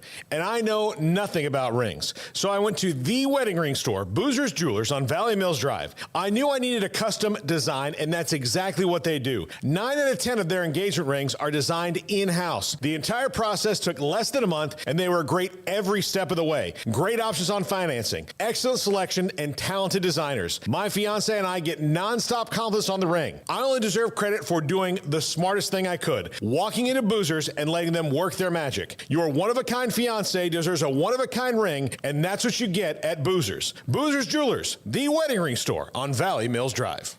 From the first workout to the last practice, sports is an incredible and rewarding challenge. Hi, this is Dan Ingham with the First National Bank of Central Texas, and we're proud to support each athlete, every parent, and our educators. From families, small businesses, to the biggest industry, we're here to help. With remarkable products like our free First mobile app, we've got banking ideas that fuel big dreams. That's the First National Bank of Central Texas. Familiar faces making local decisions. Member FDIC, Equal Housing Lender. Shorty's Pizza Shack at 12th and Bagby is a homegrown, locally owned pizza place that's out of this world. Everything from the dough, the sauce, the sausage topping is made fresh in-house. Not to mention the amazing pizza pillows, the chicken wings are to die for. Try the Sikkim sauce, chili cheese fries or tots, plus great specials on food and drink every single day. Shorty's is also the perfect spot to watch the game with your friends. Shorty's Pizza Shack at 12th and Bagby. Tell them Paul sent you by. Automatic Chef Canteen is a full-service micro-market vending and office coffee provider with state-of-the-art vending equipment, a wide variety of products, and offering custom-fitted micro-market vending office coffee solutions for your employee break room. You want a full break room solution and a workplace oasis? Well, Automatic Chef Canteen, locally owned and operated for over 50 years in Central Texas, also includes in-house mechanics on call 24/7 for fast, reliable service and maintenance. Automatic Chef Canteen, 6900 Imperial Drive in Waco, or online at automaticchefcanteen.com.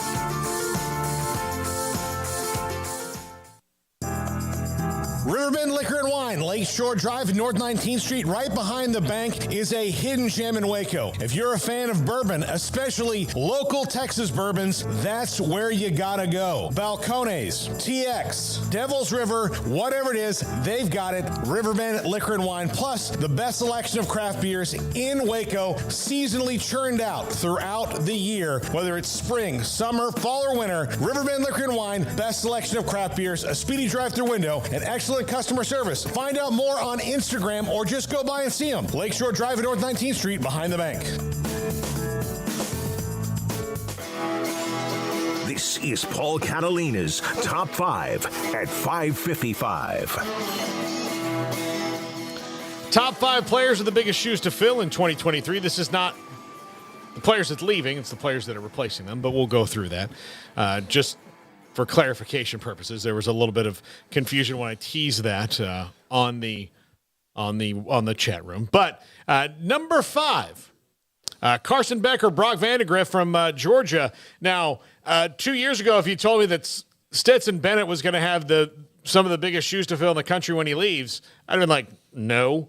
But I don't know where you're getting that. But this is a guy who brought Georgia to the national championship game and won it at least once and might win it again on Monday night. And so you might have a 2-time national championship winning quarterback, which in the history of the University of Georgia does not exist.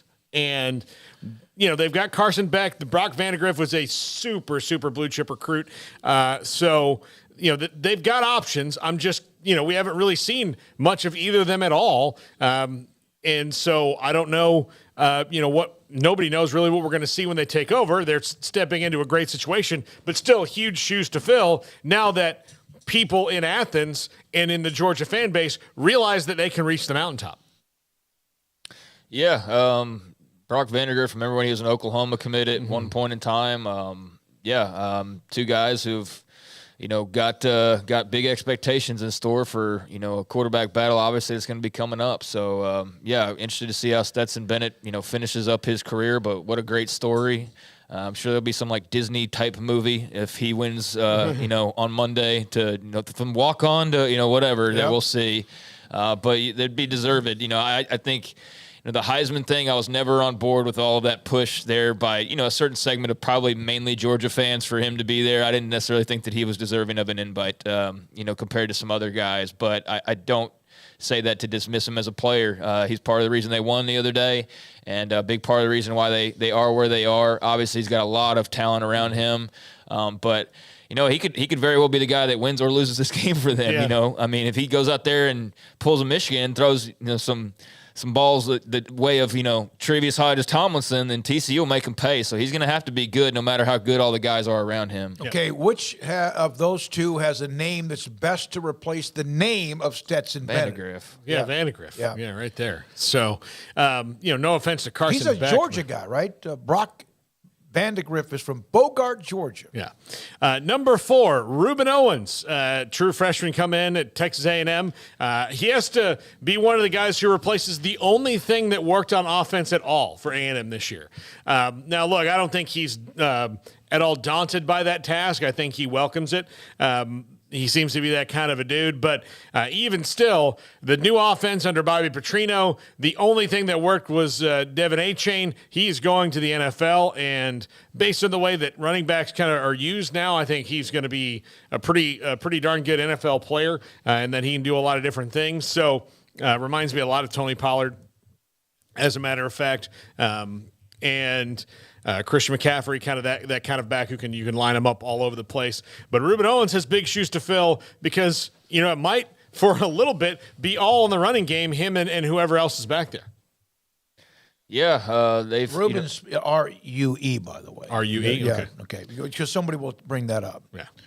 Yeah, obviously a good get for them. Louisville's loss was A&M's gain, and he's a guy that obviously got a lot of attention being as highly rated as he was, and I just kind of, it's foregone conclusion he's going to be going to Louisville. But then, as Satterfield and company, just kind of there's that uncertainty, and big get for A&M, who's really it seemingly had some big recruiting gets that the season being what it was hasn't necessarily tapered that off too tremendously. They're not sitting there talking about the top class in the country once again, but I think they're still having some pretty good success. And yeah, getting Ruben Owens was huge, especially given the losses they're about to incur.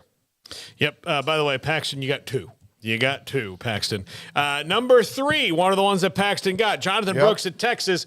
This is huge. And look, he had the touchdowns in the bowl game, so we saw a little bit of him, probably not as much as Texas needed to show in that game to win that game. Craig and I talked about where you were gone yesterday, Smokey. That game was kind of indicative at this point, as talented as Quinn Ewers is that offense, and maybe it's not Quinn Ewers' fault, but that offense doesn't win games when they're not balanced. They can't just rely on him to do it. And Jonathan Brooks, scored the two of the touchdowns they scored in the game. But they didn't, if you ask anybody from Texas, they didn't give him the ball enough. But he takes over for, and I will die on this hill, the best player they've had since 2009.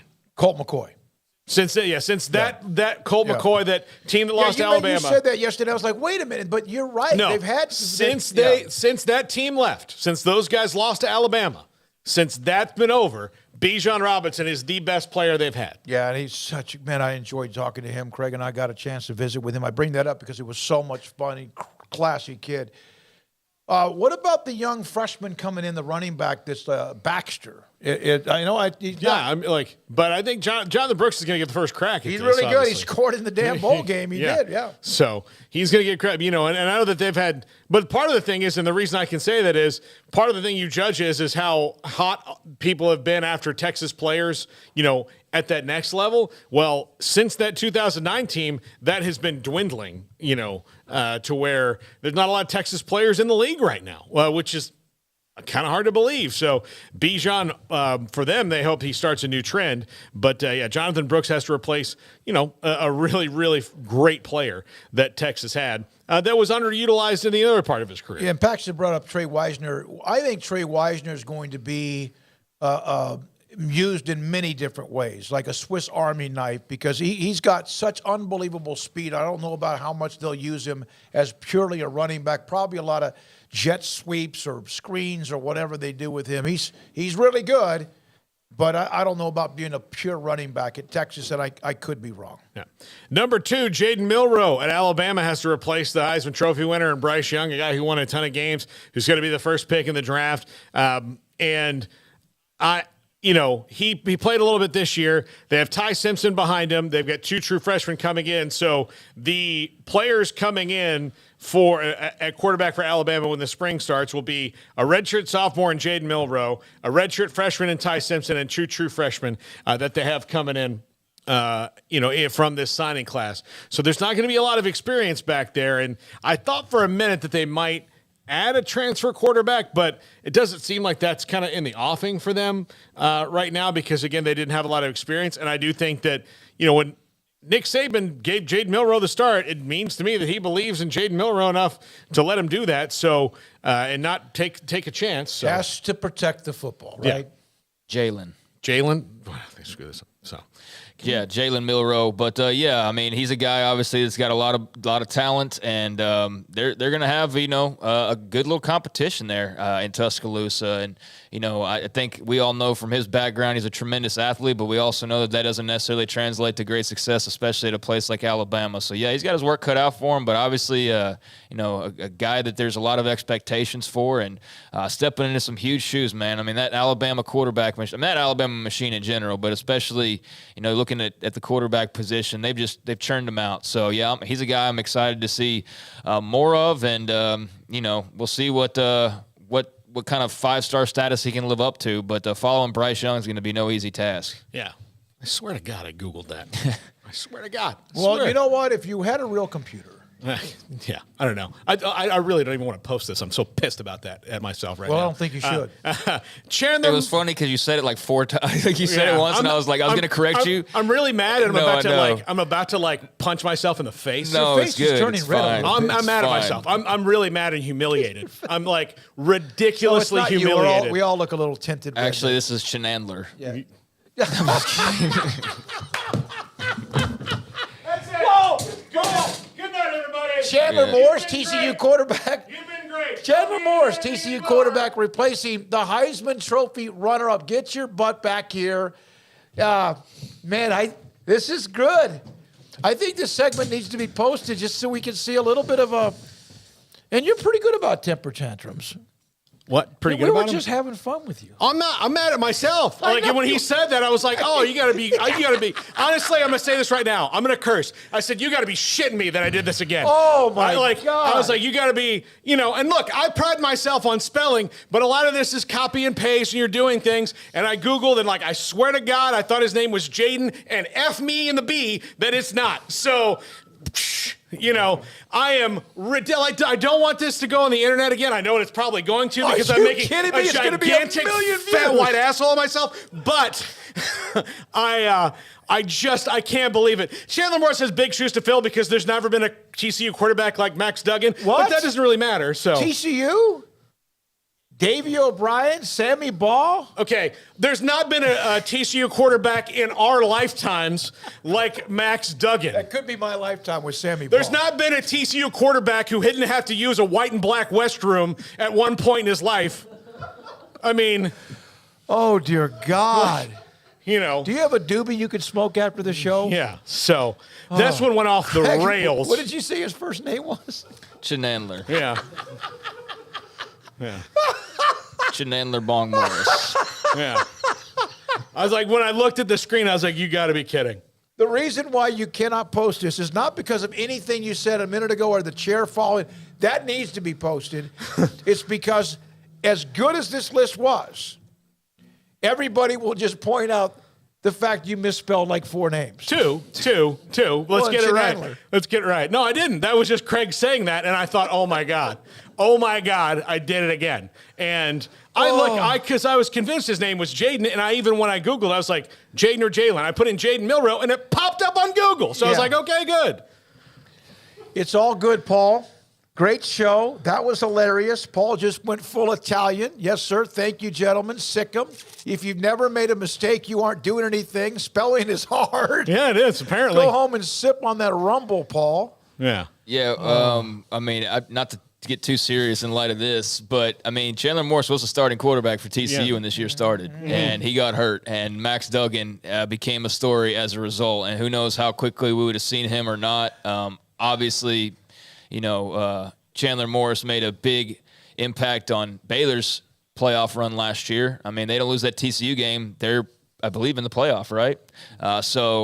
He showed some goods in that game, and I'm sure he'll be good to go with Sonny Dykes and company. But he's a guy who's going to have some big shoes to fill as well. But it's the shoes that he's filling are the shoes that he beat to begin with. So that'll be interesting to see how that shakes out. We will discuss this more on Monday because they play for the national championship, Georgia and TCU.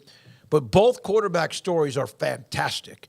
With what Max Duggan, Max Olson today, I think in theathletic.com with a fantastic story about his recruiting process. And then, of course, we know he had to go through some health injuries. The fact that Chandler Morris went down, that opened up the door and he jammed his foot right through it and has been incredible. And then, of course, Stetson Bennett as well with what he's overcome. Who are the two elite blue-chip quarterbacks that left Georgia during the time Stetson Bennett's been there? Justin Fields left, and JT Daniels? JT Daniels? Well, yeah. He was a blue chip at one point, but well, that's what I meant. I don't think they're writing him. Hey, don't try to act like I made a mistake. No. I have. I probably will. Here's one more, JG. Mom, Dad is yelling again. Best sports talk show around. Thank you, Hummus, excuse me. Nobody's perfect. Jennifer maybe, but nobody else. Thank you. Jen, the perfect time. Yeah, fabulous. So thank you all. We have a hell of a week. I hope you enjoyed today's.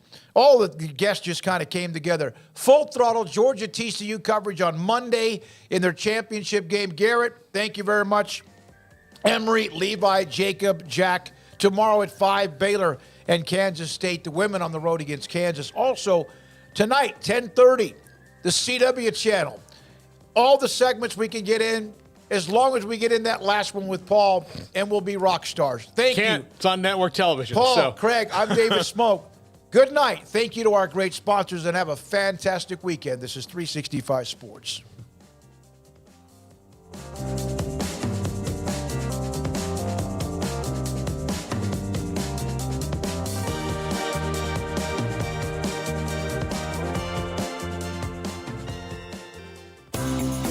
Ideal MRI is a small family business right here in Central Texas. We're open to support you while lowering the cost of healthcare bills.